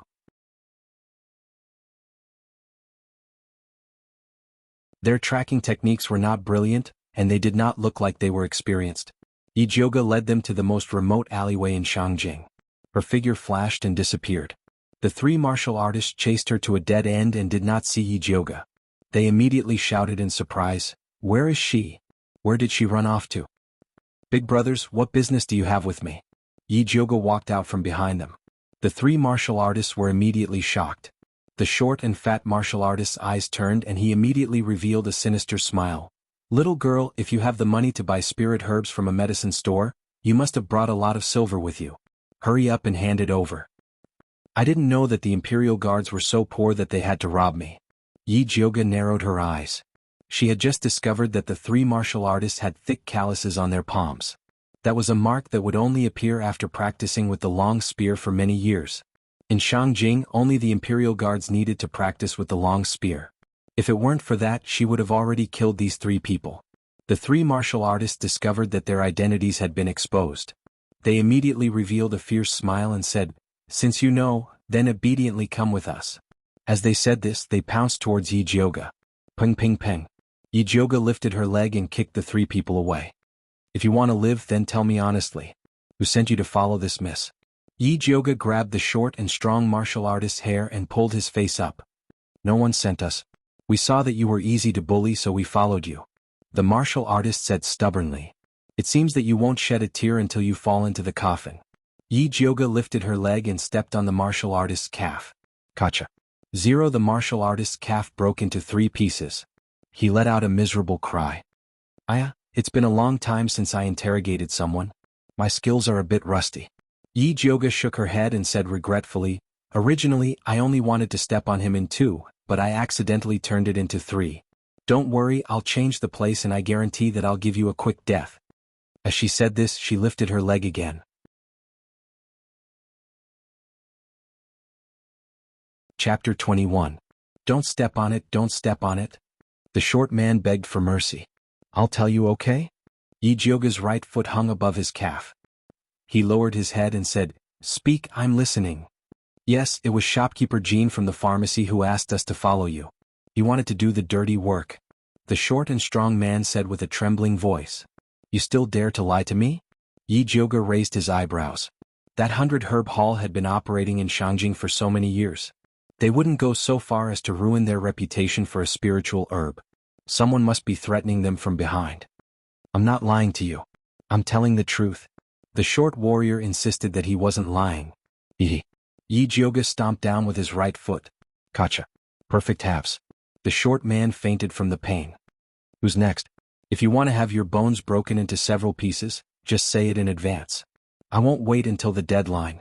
Yijioga turned around and revealed a charming smile to the remaining 2 martial artists. I'll talk. The remaining 2 people were obviously not as noble as the short and strong martial man. They straightforwardly betrayed the mastermind behind the scenes. "It was the Crown Prince who asked us to monitor the pharmacy and follow the person who bought the purple serene flower." "Crown Prince?" Yijioga raised her eyebrows. Why was her ex-fiancé suddenly so interested in the purple serene flower? Could it be that he had taken a fancy to that male slave's beauty and wanted to do something to her? That's why she escaped. Of course, this possibility was very small. It was more likely that the male slave had something very important to the Crown Prince. It seemed that he had picked up a treasure this time. Yijioga was in a good mood, so he spared the lives of the 3 martial artists and quietly returned to the Yi Mansion's Purple Forest Park. At this time, the male slave had just woken up. When he saw her, his expression immediately turned cold. "Little handsome man, come, smile for me. If you can make me happy, maybe I'll be merciful and spare your life." Yijioga couldn't help but tease him when she saw him like this. The male slave's expression did not change, but his eyes flashed with deep disgust. "All right, I won't tease you anymore. Let's get down to business." Yijioga's expression turned serious as he asked, "Do you know what kind of poison you have?" The male slave didn't say anything. "Demonic poison soul detachment, a poison unique to the 3rd-rank demonic beast soul detachment python." The poisoned person's entire body will become weak and their spiritual power will be suppressed. They will often fall asleep and die within 7 days. Yi Jioga paused for a moment before continuing. From the looks of it, you only have 4 days left to live. What do you think? The male slave's pupils shrank slightly, and his beautiful red lips tightened into a straight line. To detoxify this poison, you need the purple serene flower. However, I went to the pharmacy today and heard that the crown prince bought all the purple serene flowers and is investigating the person who bought them. As Yi Jioga spoke, he observed the male slave's reaction. He frowned slightly as if he was thinking. It didn't seem like he had a grudge against the crown prince. If he had nothing to worry about with the crown prince, then why did the crown prince pay so much attention to him? Yi Jioga suddenly thought of the soldiers searching for the escaped slaves of the Su family on the street. He immediately asked, "Are you an escaped slave of the Su family?" When the male slave heard the 2 words Su family, his black eyes immediately shot out a deep hatred, and he clenched his fists hard. It was obvious that Yi Jioga had poked his sore spot. Very good, now we can be friends. Yi Jioga smiled with satisfaction. The male slave looked at her doubtfully. Do you not recognize me? Yi Jioga asked. The male slave shook his head hesitantly. Then let me solemnly introduce myself to you. My name is Yi Jioga, the former fiancé of the crown prince, and the current stepdaughter of Su Yufeng. Do you think these 2 things are sincere enough? Yi Jioga wiped off the disguise powder on her face, revealing her true face full of black scars. She smiled and said, I thought my notoriety had spread throughout Shangjing. I didn't expect that there would still be people who don't know me. The male slave looked at Yi Jioga's face for a long time before nodding his head. His red lips moved slightly as he silently said, Friend. Since you are so sincere, this miss will be merciful and help you detoxify the poison. Yi Jioga took out the purple serene grass from her sleeve and said with a smile, This spirit grass is 2,000 taels, the alchemy cost is 1,000 taels, plus the 3,000 taels I spent on you, it is a total of 6,000 taels. If you don't pay me back, you will be my slave for the rest of your life. If you agree, nod your head. Little Jioga, how come this sovereign didn't realize that your heart was so black? Zishang suddenly felt a little sympathy for this male slave. Your heart is not black, then you help him pay me back. I will give you a 10% discount. How about 5,500? Yi Jioga replied. Zishang immediately stopped talking. It was better to let Yi Jioga cheat others. The male slave stared at Yi Jioga as if saying, You are cheating me. If you think your life is not worth 6,000 taels, then forget it. Go out and turn left. I won't send you off. Yi Jioga put away the spirit grass. The male slave gritted his teeth and nodded fiercely. A wise man submits to circumstances. I appreciate smart people. Alright, I will go and refine pills now. You just wait obediently. Yi Jioga left the room with satisfaction. Yi Yuxuan had always claimed that the Yi family was an orthodox alchemy family, so every daughter's courtyard had an alchemy room, even the Purple Forest Park was no exception. However, this alchemy room was especially small, and the alchemy furnace was also of the lowest quality. Fortunately, this purple nether grass is not difficult to refine. Otherwise, in the middle of the night, I really don't know where to find an alchemy room. Yi Jioga quickly raised the alchemy fire. The purple nether grass was the companion grass of the soulless python. Even if it was eaten raw, it would still be able to cure the poison of the soulless python. However, the male slave had been poisoned for too long, so the effect of eating it raw was not great. He had to refine the grass inside. Yi Jioga placed the purple nether grass into the alchemy furnace and skillfully controlled the alchemy fire to begin refining. The purple spirit grass slowly melted under the high temperature, finally condensing into a ball of purple medicinal liquid. Strange? Yi Jioga frowned slightly. She remembered that the medicinal liquid after refining the purple nether grass should be purplish black. Why was it such a light purple? With the quality of this purple nether grass, this kind of situation should not have happened. She moved closer to the alchemy furnace and carefully observed it. She discovered that the medicinal liquid was very weak, and even if she consumed it, it would not be able to completely detoxify the poison. Could it be that there was a problem with this spirit grass? At this moment, the purple mark on her wrist suddenly emitted a purple light and wrapped around the medicinal liquid. You have fallen into a trap. This purple nether grass has been smeared with thousandly fragrance. Zishang said solemnly. Thousandly fragrance, thousandly tracking incense. Yi Jioga's pupils suddenly shrank. If she did not find a way to get rid of this medicinal liquid, her and the male slave's identity would be exposed. At this time, in the demon beast room of the Crown Prince's residence, a large black butterfly gently flapped its wings and lightly flew out of the room. "Follow me, you must bring him back," Crown Prince Dongfang Jiaming said with a sinister expression. Chapter 22. The pitch-black butterfly fluttered in the moonlit night, fluttering past every house, and finally stopped at the entrance of a tall courtyard. Dongfang Jiaming looked up and saw the plaque with the words Su Residence written on it. He suddenly became suspicious. How did this fragrant butterfly come here? "Your Highness?" The guard captain looked at Dongfang Jiaming inquiringly. "Knock on the door," Dongfang Jiaming ordered coldly. "Yes." The guard captain immediately went to knock on the door. When the servants of the Su residence saw that the crown prince had come in person, they quickly welcomed him in.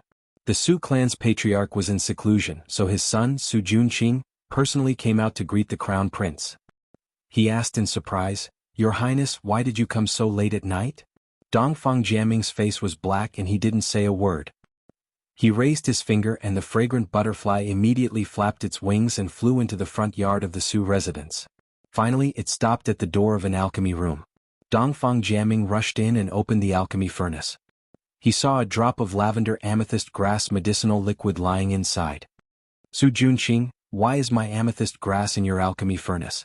Dongfang Jiaming pointed to the alchemy furnace and asked sternly. He collected all the amethyst grass in the city and picked out the best ones to soak in Thousand Miles fragrance before putting them back in several big pharmacies. He wanted to find out who took in that Yi kid. But he didn't expect it to be the Su clan. "Your Highness, this subordinate is wronged. This subordinate has never seen this amethyst grass." Su Junqing hurriedly cried out.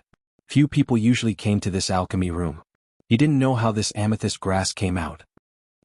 Could it be that this amethyst grass grew legs and ran to your alchemy furnace?" Dongfang Jiaming's expression was fierce as he said, "I was wondering how that Yi kid could escape from the soldiers' encirclement. It turns out that you're the one who helped him." "Your Highness, this subordinate is wronged." Su Junqing knelt on one knee and cupped his hands to Dongfang Jiaming. "In order to help you get the treasure map, this subordinate gave up his wife and son. How can I betray you for a brother-in-law who is full of hatred for this subordinate?" Dongfang Jiaming thought of the ruthlessness of killing his wife and family and gradually calmed down. Thinking about it carefully, he felt that this matter did not seem to be done by Su Junqing. He was not that stupid. Dongfang Jiaming personally reached out to help Su Junqing up and comforted him. This king was anxious and spoke harshly. "Junqing, don't take it to heart. This subordinate doesn't dare." Su Junqing made a wronged and touched expression. Dongfang Jiaming patted him on the shoulder and said with a sigh, "The treasure map is of great importance. You can understand it even without me saying more. You must catch the Yi brat as soon as possible. He won't live for more than a few days with the soul-detaching spell. It will be troublesome if he dies. This subordinate understands, Your Royal Highness. Please rest assured that this subordinate will find him as soon as possible." Su Junqing nodded repeatedly, but in his heart, he was secretly cursing Dongfang Jiaming for speaking after the fact. He had already said that the kid surnamed Yi was not afraid of death. It was useless to threaten him with the soul separation. In the end, Dongfang Jiaming didn't listen to his advice and blindly commanded from the side, allowing the kid surnamed Yi to escape. "Junqing, work hard. This empress will not treat you unfairly." Dongfang Jiaming smiled and then pretended to casually mention, "I heard that your aunt has been grounded by Master Yi recently?" "Yes, Shanshan has been begging us to help her mother for the past 2 days, but her father is at a critical juncture in his secluded cultivation. As a junior, I can't say anything to my uncle. It's really difficult." Su Junqing sighed and then sincerely said to Dongfang Jiaming, "Your Royal Highness, please do Shanshan a favor for the sake of our Su family's loyalty to you. That girl has always been deeply in love with you. You've been ignoring her recently. She's so sad that she can't even eat." "Shanshan, this silly girl. This king has been too busy recently, so I didn't have time to see her. How could she let her imagination run wild?" Dongfang Jiaming's face showed a doting expression and said, "If that's the case, then this king will go see her tomorrow and have a good chat with Master Yi. In any case, Shanshan's mother is also the mistress of the Yi family. Even if she did something wrong, a little punishment is enough." "Your Royal Highness is right." Su Junqing showed a smile of understanding. "But you still have to investigate the matter of the purple serene grass." Dongfang Jiaming's face turned serious. Your Royal Highness, rest assured. This subordinate will definitely give you an explanation. Su Junqing also wanted to know who was framing him. Just when Dongfang Jiaming and Su Junqing turned hostility into friendship, Yi Jioge was preparing to steal the purple serene grass in the Crown Prince's residence. The Crown Prince's residence was usually heavily guarded, but Dongfang Jiaming had just taken away a group of expert spirit guards. Now the security was very relaxed. Yi Jioge secretly took out the purple serene grass and successfully refined it into an antidote. The medicinal liquid was a rich purple with the unique fragrance of the spirit grass. It was undoubtedly the genuine product. After she put it in a small jade bottle, she went to the east room to show off. See, this is the antidote that I made with great effort. Yi Jioge shook the small jade bottle in his hand and explained the process of making the antidote. In the end, he said with regret, unfortunately there was not enough time. The method of framing the Su family was not clever enough. I guess the Crown Prince will not be fooled. When the beautiful slave heard the two words Su family, his eyes flashed with a fiery light. He reached out to grab the small jade bottle. What's the hurry? Yi Jioge patted his hand and said, I can give you the antidote, but after you take the medicine, you must explain everything to me clearly. If you agree, then nod. The slave nodded without hesitation. Yi Jioge then stuffed the jade bottle and a piece of cotton cloth into his hand. Spit it into the cloth later. After the slave drank the medicine, his beautiful and cold face suddenly turned purple. He opened his mouth and spat out mouthfuls of black blood. Yi Jioge waited for him to finish vomiting, then poured a cup of tea for him and asked, Can you speak? Yes. The slave's voice was unexpectedly pleasant to hear. What's your name? How did you become enemies with the Su family? Yi Jioge asked while cleaning the poisonous blood. My name is Yi Yu. Yi Yu slowly explained where he came from. He came from a very famous assassin family. 30 years ago his grandfather accidentally got a treasure map. Since then he was chased by people from all walks of life. He had no choice but to live in seclusion with his family in a mountain forest in the suburbs. He didn't know if it was because of the heavy killing intent of being an assassin, but the descendants of the Yi family were very poor. In Yi Yu's generation, there were only him and his sister Yi Yunji. Yi Yunji was 5 years older than Yi Yu and had the aptitude of a gold spirit root. She was gentle and kind. Although she also practiced the family's secret skill, she could not bear to kill. Moreover, she yearned for the world outside the mountain. One day she sneaked out of the mountain when her family was not there. Unexpectedly, she created an ill-fated relationship.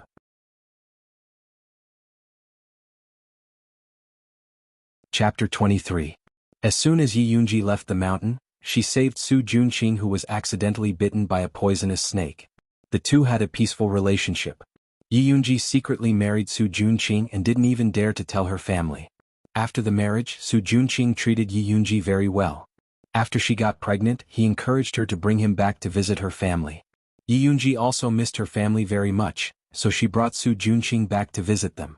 She didn't expect that she didn't bring back a good husband, but a devil full of schemes. Su Junqing had the ambition of a wolf. He had already found the valley where the Yi clan lived. However, the Yi clan had set up a formation around the valley. He couldn't enter, so he sent people to guard the vicinity. As soon as Yi Yunji left the mountain, he received the news. He pretended to be poisoned to lure Yi Yunji into the valley. Yi Yunji told Su Junqing the way to enter the valley without any doubt. Su Junqing immediately surrounded the valley with his killers, threatening them to hand over the treasure map. The Yi clan would rather die than submit. Only Yi Yu was captured alive and forced to drink the soul separation poison. The guards saw him sleeping all day and relaxed their vigilance. Yi Yu took the chance to escape, but he didn't expect to faint halfway and be picked up by the slave leader to be taken to the slave market. He escaped the Imperial Guard's search and was finally bought by Yi Jioge. Yi Yu's beautiful eyes became bloodshot when he talked about his family being killed. Deep hatred spread across his face. Your family was killed by Su Junqing. What about your sister? Yi Jioge asked. I don't know. I haven't seen her since I was captured. Yi Yu's eyes were cold and filled with hatred. If his sister didn't trust a thief, she wouldn't have brought about the extermination of her family. Women. Yi Jioge couldn't help but think of a famous saying. A woman's tears after marriage are the water in her brain before marriage. Yi Yunji's brain wasn't water, but acid. That was why she fell in love with an ingrate. Lady Yi, the hatred of my family is absolutely irreconcilable. As long as you can help me get revenge, I'm willing to give you the treasure map. Yi Yu looked up at Yi Jioge. He believed that an apothecary who could cure the soul separation poison would definitely help him get revenge. I'm guessing your treasure map isn't complete. Yi Jioge raised his brows. If the treasure map was complete, why would the Yi clan hide it and not search for the treasure? Now that her grandfather's whereabouts had yet to be found, Yi Yuxuan was eyeing her covetously. She really didn't want to get into trouble for a useless treasure map. To be honest, if this treasure map wasn't something that Dongfeng Jiaming and the Su family couldn't forget, she wouldn't even look at it. Yi Yu saw Yi Jioge's expression and hurriedly said, although that treasure map is only a fragment, there is an artifact recorded inside. Whoever obtains that artifact will be able to dominate the Thunder Nation. Dominating the world has nothing to do with me. Yi Jioge wasn't that ambitious. Yi Yu panicked. He had no choice but to reveal his trump card. Our Yi clan has been studying the treasure map all these years. We have confirmed that the location of the secret treasure is in the secret realm of the Scarlet Moon. Are you sure it's in the secret realm of the Scarlet Moon? Yi Jioge's expression immediately turned serious. The Red Moon secret realm was the biggest secret realm that the humans had discovered so far. It only opened once every 10 years, and every time, countless spiritualists would go in to search for opportunities. Grandfather had found the purple lightning wood in the Scarlet Moon mystic realm. If he went there, he might be able to find some clues about his grandfather. Absolutely. Yi Yu said without hesitation. Yi Jioge was silent. He called out to Zishang in his heart. What do you think? Since your enemies are the same, helping him is equivalent to helping yourself. Zishang said lazily. You say it so easily. I'm afraid that once we get our hands on this treasure map, it won't be just the Su family and the Crown Prince who will come looking for trouble. Just look at the Yi clan being killed. Without enough power to protect it, taking the treasure map was simply suicide. With me here, what are you afraid of? Zishang was extremely arrogant. Tiske. We'll talk about it when you don't have to hide in the imprint. Although Yi Jioge despised Zishang's arrogant tone, he still felt a lot more at ease. He said to Yi Yu, alright, I'll help you take revenge. However, the Su family and the Crown Prince aren't that easy to topple. This matter needs to be considered at length. As long as I can take revenge, I can wait as long as it takes. Yi Yu finally heaved a sigh of relief. He couldn't help but reveal a tired expression. Although the soul leaf poison had been removed, his body was still very weak. You rest well first. We'll talk about the matter of revenge later. Yi Jioge comforted Yi Yu and left the east room. She came to the central room and called Mother Qing over. She asked, Mother Qing, have you heard of the Su family's son, Su Junqing?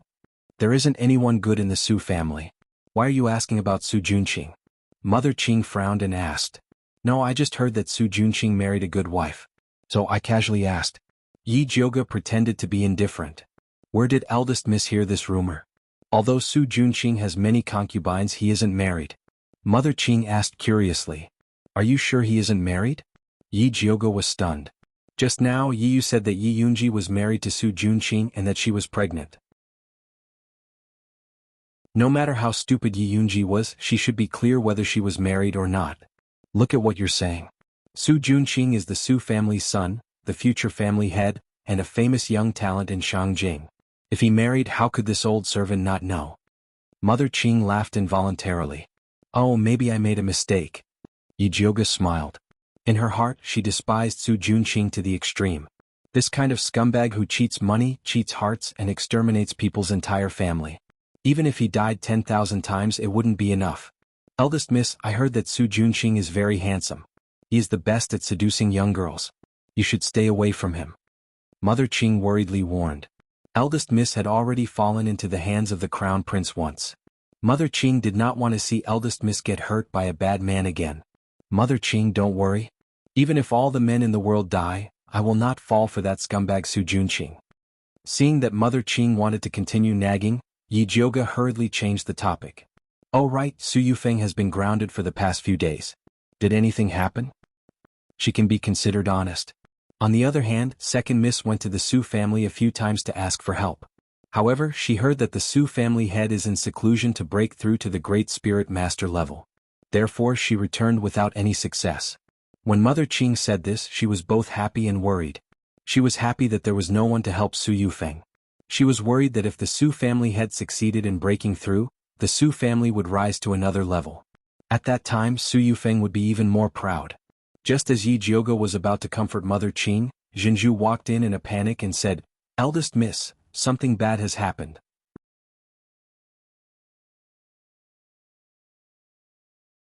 Chapter 24. Why are you so flustered? Don't you have any manners? Mother Qing scolded in displeasure. Although Jinju was loyal, she was lacking in rules. Even after being trained for a long time, she still didn't make much progress. After being scolded by Mother Qing, Jinju suddenly shrank. Seeing her like this, Mother Qing got even angrier and said snappily, "What news did you get? Hurry up and say it." "Yes," Jinju quickly said, "Master has removed the confinement order of Madam." "What removed?" Mother Qing was surprised. "I heard that His Royal Highness the Crown Prince personally came to plead for Madam. Now he is going to ink garden with Master." Jinju said the news she heard in full detail. "What I'm afraid of really comes." Mother Qing was a little anxious. The little servant girl she brought back hadn't even finished her apprenticeship. How could Su Yufeng be released? Yi Jioga sneered. Although she knew that Su Yufeng couldn't be grounded forever, a dignified crown prince running to someone else's backyard and pointing fingers, wasn't that too big of a face?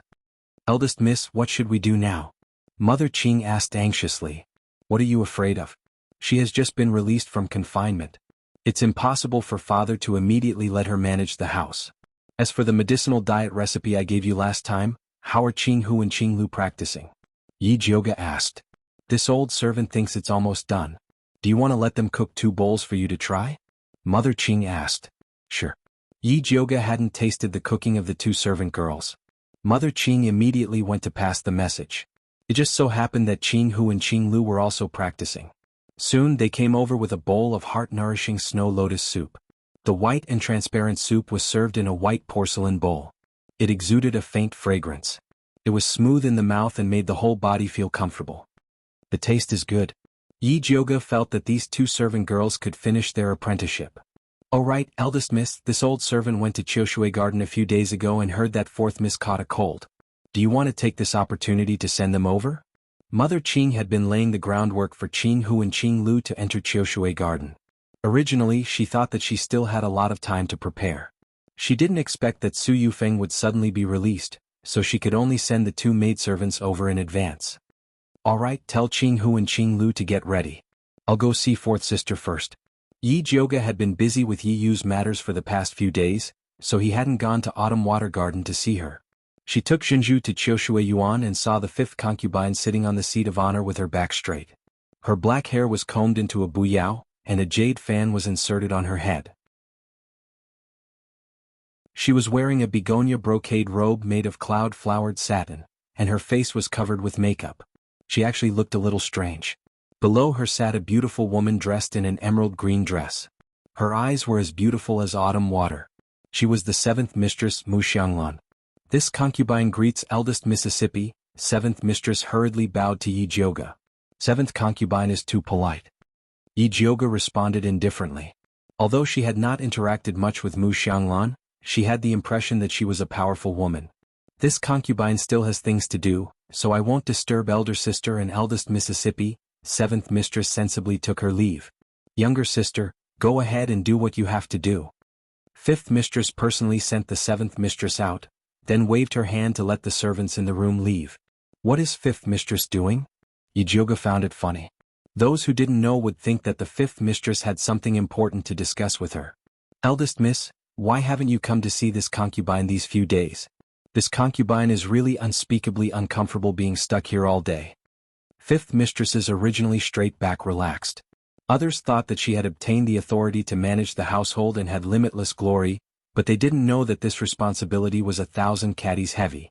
Su Yufeng had been the sole leader in the inner courtyard all these years, and at least half of the entire residence were her confidants. Even with the help of 7th mistress and Mother Qin, she couldn't immediately manage this household well.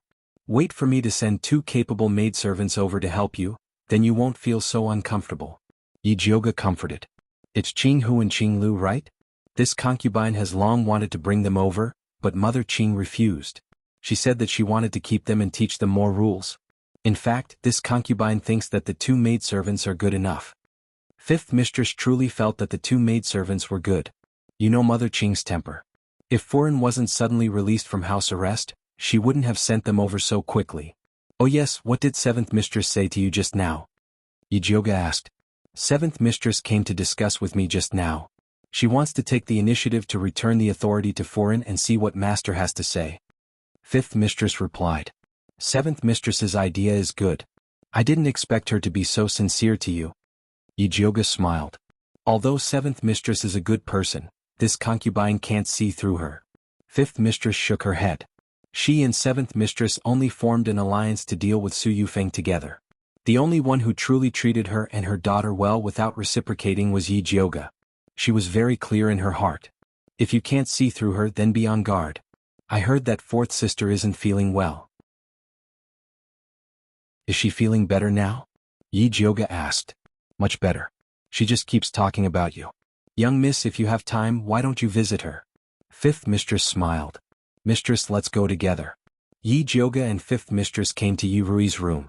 Yurui was lying on the chaise longue reading a book. After not seeing her for a few days, her complexion was much better than before. Her skin was fair and her facial features were exquisite and beautiful.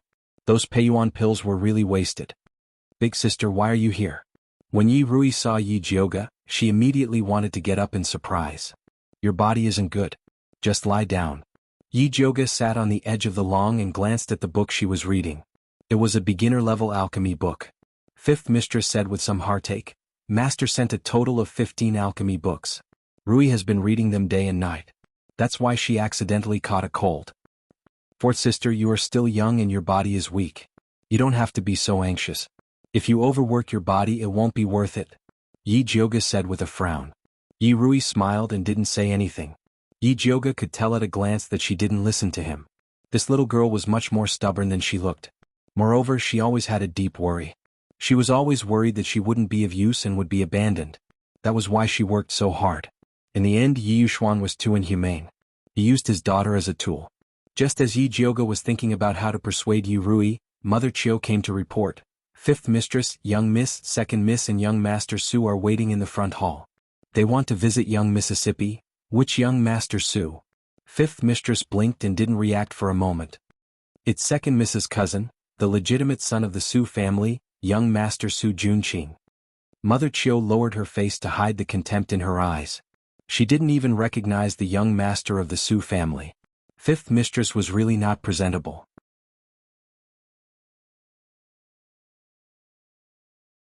Chapter 25. Su Junqing? Yijioga couldn't help but raise her eyebrows. She didn't expect that she would meet the legendary Su Junqing so soon. First miss, do you know this young master Su? Fifth aunt asked doubtfully. Her status was low before and she and her daughter had been hiding in the shabby yard, so she hadn't seen Su Junqing. I've only heard of him. Yijioga smiled and said to Mrs. Chiu, since second sister and young master Su are so kind, let's invite them in quickly. Yes. Mrs. Chiu bowed, but she was very disdainful of Yijioga. She couldn't sit still when she heard of a handsome man. She was really fickle. Not long after, Yi Shanshan came in with a tall and handsome man. He was about 20 years old, wearing a golden crown and a gorgeous white robe. His eyes were full of affection and he smiled without saying anything, which was unforgettable. Yijioga somewhat understood why Yi Yunji was fooled. The Su Junqing was really good looking. Big sister is here too. Did you know that cousin was coming to visit fourth sister, so you came here to wait? Yi Shanshan smiled mischievously, but her eyes were full of contempt. She was satirizing Yijioga's secret love for Su Junqing. Before Yijioga could reply, fifth aunt had already said, second miss really likes to joke. First miss is not an immortal. How would she know that you brought young master Su? Even we didn't know that young master Su was coming until Mrs. Chiu told us. Seeing that fifth aunt was speaking for Yijioga, Yi Shanshan wanted to tear fifth aunt's face. If fifth aunt and Yijioga hadn't worked together to frame her, her mother wouldn't have been grounded. But thinking of the purpose of her visit, she immediately put on a smile and said, my cousin heard that fourth sister was sick, so he came with me to see her. Su Junqing, who was standing next to Yi Shanshan, smiled slightly and said, I heard that Sister Rui eats foundation elixir very well, so I prepared a bottle of second-grade foundation elixir. I hope fifth madam and Sister Rui won't mind. A bottle of second-grade foundation pill was worth 500 taels of silver. It was a big gift. This gift is too expensive. I can't accept it. Fifth aunt quickly refused. If fifth madam doesn't accept it, it means that you look down on me. Su Junqing gently but forcefully put the pill down. Then he smiled at Yi Rui and said, "Sister Rui, are you feeling better?" It was as if he and Yi Rui were very close. However, Yi Jioga remembered that Yi Rui had never met Su Junqing before. Yi Rui was clearly not used to Su Junqing's gentle attitude. She lowered her eyes and said shyly, "Thank you for your concern, young Master Su. I feel much better now. I'm a few years older than Sister Rui. If sister doesn't mind, you can call me cousin like your second sister." Su Junqing smiled even more gently. That handsome face could make people drown in it. Yi Rui's face turned even redder. After hesitating for a moment, she finally called out, "Cousin." Yi Jioga felt that something was wrong no matter how he looked at it. No matter how you look at Su Junqing's face, it looks like he's picking up girls. But Yi Rui was only 7 years old. Wasn't it too crazy to do it now? Su Junqing stayed for a while before saying his goodbyes. Before he left, he deliberately looked at Yi Jioga. A moving smile flashed across his affectionate eyes.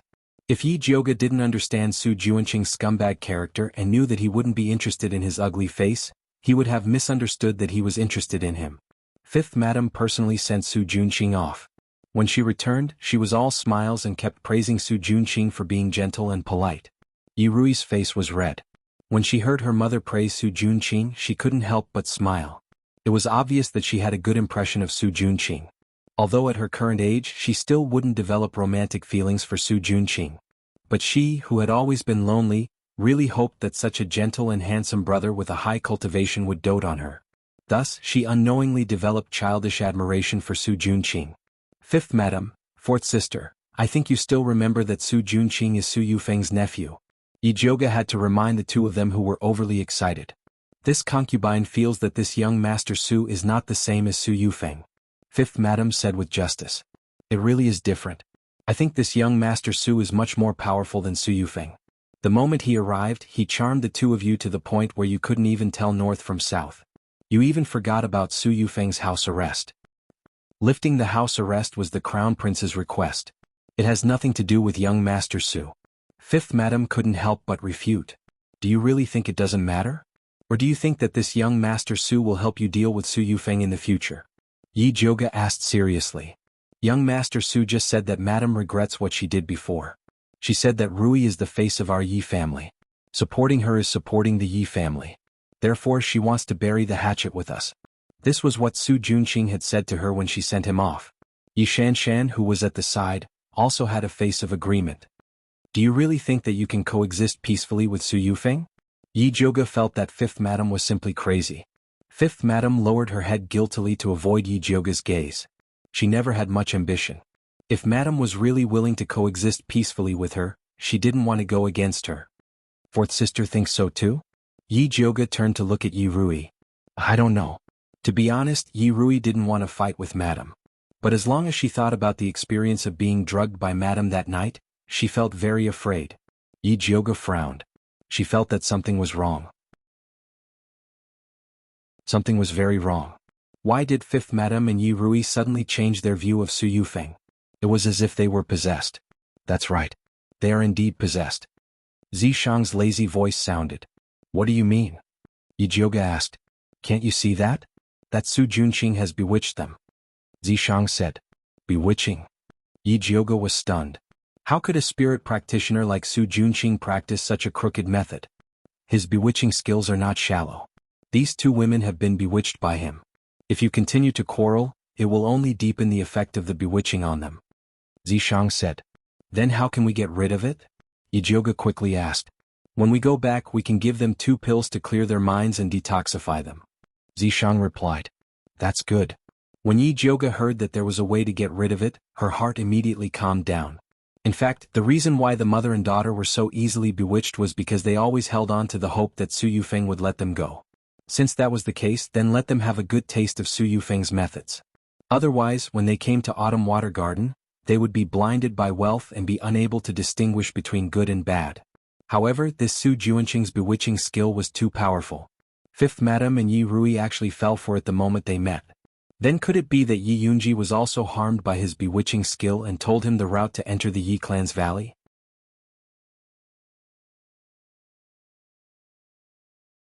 Chapter 26. The more Yi Jioga thought about it, the more she felt it was possible. She didn't have time to talk to Fifth Aunt and Yi Rui, and directly returned to Purple Forest Park. In the east wing, Yi Yu was wearing a pink female dress, sitting by the window in deep thought. When he saw Yi Jioga come in, he stood up and said, "Miss Yi, my body is much better, I won't disturb you anymore." He felt that it was not good for a man to stay in a girl's courtyard. Moreover, he wanted to go out and collect some information about the Su family. If it wasn't to say goodbye to Yi Jioga, he would have already left. What's the hurry? Yi Jioga sat by the table, poured herself a cup of tea, drank a mouthful and said, "Guess who I just saw?" Oh. Yi Yu subconsciously asked. Yi Jioga put down the cup and said, "Su Junqing." "You saw him?" Yi Yu's narrow eyes immediately flashed with a light of hatred. "That's right, and I also discovered a very important thing." Yi Jioga told him about Su Junqing's bewitching art. "According to what you said, could it be that my sister was bewitched by him and betrayed us?" Yi Yu didn't know whether he was sad or happy. Although he knew that his sister didn't intentionally betray the Yi family, it was also a fact that she caused the destruction of the family. And bewitching art is an evil art. It is said that the cultivation method is very evil. If you want to deal with the Su family, it is best to start from this point. Yi Jioga read the ancient records. Bewitching art was practiced by evil cultivators, and the method was very cruel. But she wasn't too sure how cruel it was. But evil art was evil art. If people knew that the famous young master Su actually practiced evil art, they would definitely be able to pull him down. "Okay, I will go investigate." Yi Yu couldn't wait to leave the Yi family. "The Su family and the Crown Princess people are looking for you. Can you guarantee your safety if you go out?" It wasn't that Yi Jioga looked down on Yi Yu, but he looked really weak. "Our Yi family is known as an assassin family, naturally we have the ability to survive. If it wasn't for Su Junqing secretly poisoning us, our Yi family wouldn't have suffered such heavy losses." Yi Yu's expression was sad. Their Yi family had lived in seclusion in the valley for more than 10 years without anything happening, so they were too reliant on formations. They had never thought that someone could quietly come in and poison them. However, it was useless to say all this. Finding a way to find her sister and take revenge as soon as possible was the most important thing. In order to prove his strength to Yi Jioga, Yi Yu deliberately let his body emit a gray light when he used his skill. Then he stood in a corner and disappeared. Yi Jioga searched everywhere. He searched every corner of the house but he couldn't find him. However, she could sense that Yi Yu was in the room. This invisibility technique is pretty good. Zishang said in a low voice. "Do you have a way to break his invisibility?" Yi Jioga asked. She was afraid that someone would use this method against her. Although this invisibility technique isn't bad, the duration is too short. Moreover, you can't attack others while you're invisible. It's fine for eavesdropping but you can't assassinate. Zishang commented. If he can't do it, there must be another martial practitioner. Martial practitioners had an endless stream of skills, and there were definitely more assassins like Yi Yu. She had to prepare for a rainy day. "I do have a way, but what benefits can you give me?" Zishang's voice suddenly became evil. "What benefits do you want?" Yi Jioga asked vigilantly. "And?" Zishang pretended to think for a while before saying, "Give me a drop of blood." "Sure." Yi Jioga nodded. This was the content of their contract. This is the spiritual eye technique. After Zishang finished speaking, a technique appeared in Yi Jioga's sea of consciousness. Yi Jioga followed the technique and gathered her spiritual energy at the ancestral acupoint between her eyebrows. Her eyes immediately flashed with heat. When she opened her eyes again, she saw Yi Yu standing in the corner where the light was folded. It turned out that the gray light on his body was able to mimic the changes in light and hide his identity. If it was so powerful during the day, wouldn't it be even more powerful at night?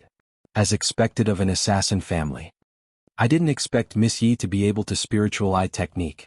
You're indeed powerful. Seeing that his whereabouts were exposed, Yi Yu walked out from the corner and the gray light on his body instantly dissipated. Since you have such ability, I'm relieved. Yi Jioga nodded. Then I'll take my leave. Yi Yu cupped his hands and disappeared once again. After Yi Jioga followed Yi Yu out, he saw Yi Yu brushing past Mother Qing. Mother Qing didn't notice him at all. Instead, she welcomed him and asked, "Eldest Miss, Green Lake and Green Willow are ready. Should we send them over now?" "There's no need.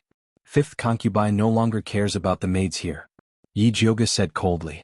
Although Fifth concubine and Yi Rui said those words because they were bewitched by Su Junqing's bewitching art, she was still very unhappy. What's wrong? Did something happen to Fifth concubine? Mother Qing asked hurriedly. Fifth concubine had high praises for those two maids. It was impossible for her to change her mind without any reason. Yi Jioga couldn't say that fifth concubine and Yi Rui were bewitched. She could only vaguely say that fifth concubine wanted to reconcile with Madame. She thought that Mother Qing would be angry when she heard about this. She didn't expect Mother Qing to say that it was a matter of course. This is very normal. Previously, Madame forced fifth concubine into a desperate situation, which was why she resisted. Now that she has recovered, she naturally wants to curry favor with Madame. I reckon that Master also said something to fifth concubine. This old servant has seen this kind of thing many times. It is impossible for Madame to reconcile with fifth concubine. Let's keep a closer eye on this side and help her when she hits rock bottom. At that time she will wake up. Actually, I think so too. Yi Jioga felt that Mother Qing was worthy of being one of her people.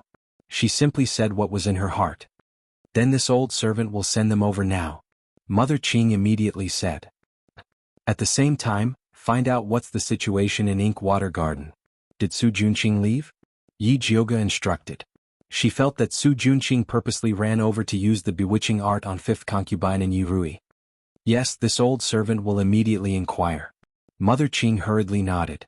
At this moment, in Ink Water Garden, Su Junqing had just reached an agreement with Yi Shanshan. I will help you deal with Yi Jioga. You help me get Yi Rui. Deal? Yi Shanshan nodded without hesitation. However, she still asked in confusion, Cousin Yi Rui is just a silly little girl. Why do you want her? She had never heard that her cousin had a fetish for children. That's none of your business. Just take care of your own business. I've already helped you put in a good word for the Crown Prince.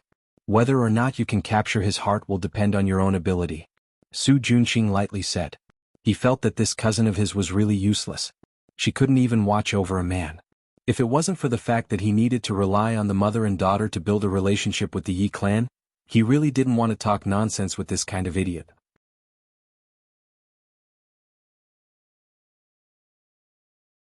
Chapter 27. Cousin, do you think I don't want to capture the Crown Prince's heart? But he's been lukewarm to me recently. I can't figure out what he's thinking. Yi Shanshan said with a face full of grievance. The Crown Prince used to be gentle and considerate to her, but now he was like a different person. He's been busy recently. Su Junqing said a lie that even he didn't believe.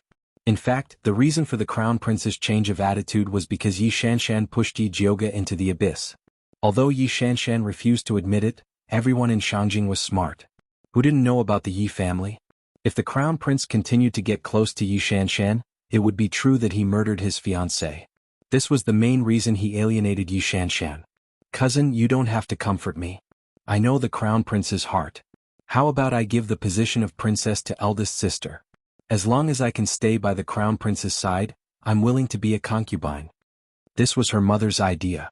She always felt that doing this would make Yi Jioga a head shorter, so she was unwilling. But now it seemed that she had to do it. It's good that you think like this.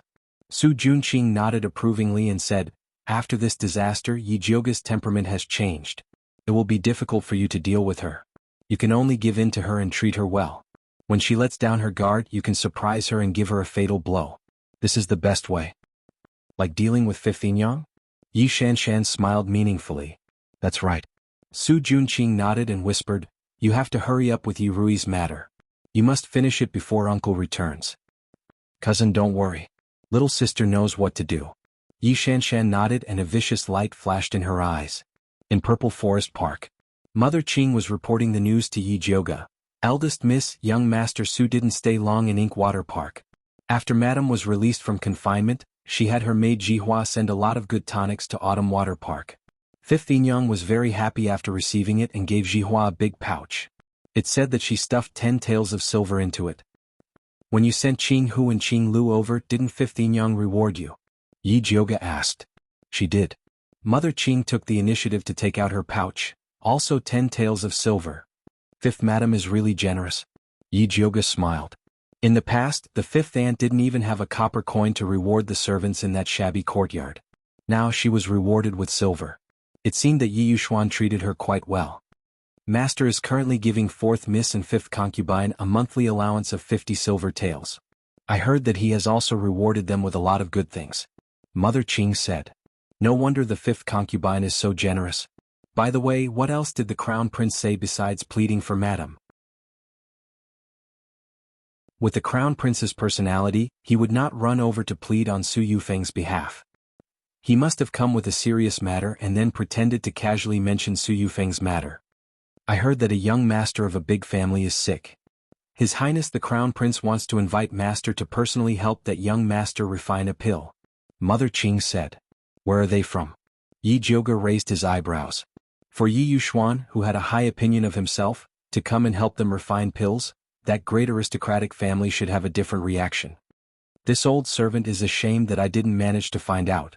Although Mother Qing had picked up a lot of connections during this period of time, the main courtyard had not yet trained a capable person, so the information she could find out was very limited. This matter is not urgent. You just need to pay more attention in the future. Right now, the most important thing is to let Qing Hu and Qing Lu quickly take root in Qiushui Yuan. No matter what happens, you must report it immediately. Yi Jiuge said seriously. The few things that happened recently were too coincidental. She suspected that there was something fishy going on. Eldest miss, don't worry. Qing Lu and Qing Hu are very smart. They will definitely help you keep a close eye on Qiushui Yuan. Mother Qing was very confident in the people that she had trained. However, she didn't expect that Qing Hu and Qing Lu would get into trouble a few days after they went to Qiushui Yuan. Eldest miss, it's not good. Mother Qiu said that Qing Hu and Qing Lu stole something and was about to send them to the torture room. Zhenju came in with a face full of panic. Eldest miss, this must be a trap set by Mother Qiu. Qing Hu and Qing Lu would not do such a thing. Mother Qing quickly said. Let's go take a look first. Yi Jiuge brought Mother Qing to Qiushui Yuan. As soon as they entered, they saw Qing Hu and Qing Lu kneeling in the central room with red eyes from crying. Especially Qing Lu. There was a red handprint on her face and half of her face was swollen. The charges haven't been set yet. Who told you to kneel? Yi Jiuge saw the situation and got angry. He asked Qing Lu, who slapped them? Qing Lu looked timidly at Mother Qiu. Eldest miss, this is a family matter of Qiushui Yuan. Please don't interfere. Give fifth Young and fourth miss some face. Mother Qiu bowed at the side and said indifferently. Does fifth Young also think that this is your family matter? Yi Jiuge narrowed his eyes and said to fifth Young. Fifth Young was suddenly in a difficult position. She looked at Mother Qiu and said in a negotiating tone, how about we let these two servant girls stand up first before we talk? Fifth Young, nothing can be accomplished without rules. These two servant girls have committed the crime of theft as soon as they came to our courtyard. If you don't punish them heavily, I'm afraid the servants in this courtyard will become lawless. Qiu Mama said with a pained heart. Mother Qiu really has a big tone. If I didn't know better, I would think you were the master of Qiushui Yuan. Yi Jiuge sneered. Eldest Mrs. words are too harsh. This old servant really can't take it. Mother Qiu first bowed in fear and trepidation. Then she straightened her back and said, it's just that master sent this old servant to help fifth Young manage the house. Naturally, I have to do my best. If eldest miss is dissatisfied, feel free to tell master. Mother Qiu was impassioned and used Yi Yuxuan as a sign everywhere. Fifth Young sat at the side with a difficult expression. From beginning to end, she didn't mention Qing Hu and Qing Lu to defend themselves. Yi Jiuge was very disappointed with fifth Young's attitude. Although fifth Young could have some pride in adversity, it was all gone after being soaked in sugar water. Yi Yuxuan had only given her a bit of sweetness and she had completely forgotten all the bitterness and hatred from before. In order to curry favor with Yi Yuxuan, she didn't even dare to offend Mother Qiu. The more she lived, the worse she became. Since fifth Young couldn't understand, she didn't need to give fifth Young face. She directly turned to Qing Lu and Qing Hu and said, get up and tell this young miss. What did they falsely accuse you of stealing? When Qing Hu and Qing Lu heard Yi Jiuge's words, they immediately stood up and cried, eldest miss, this servant is innocent. This servant also doesn't know how Sister Xinghua's golden butterfly hairpin appeared in this servant's chest. You're tuning in to the Han Li's Wuxia Chronicles YouTube channel. We're so grateful for your support and don't forget to subscribe to join us on this incredible journey through captivating stories. Your generosity through donations truly makes a world of difference, as it's the primary source of revenue that allows me to expand and enhance this channel for you. Thank you from the bottom of my heart for being a part of this adventure.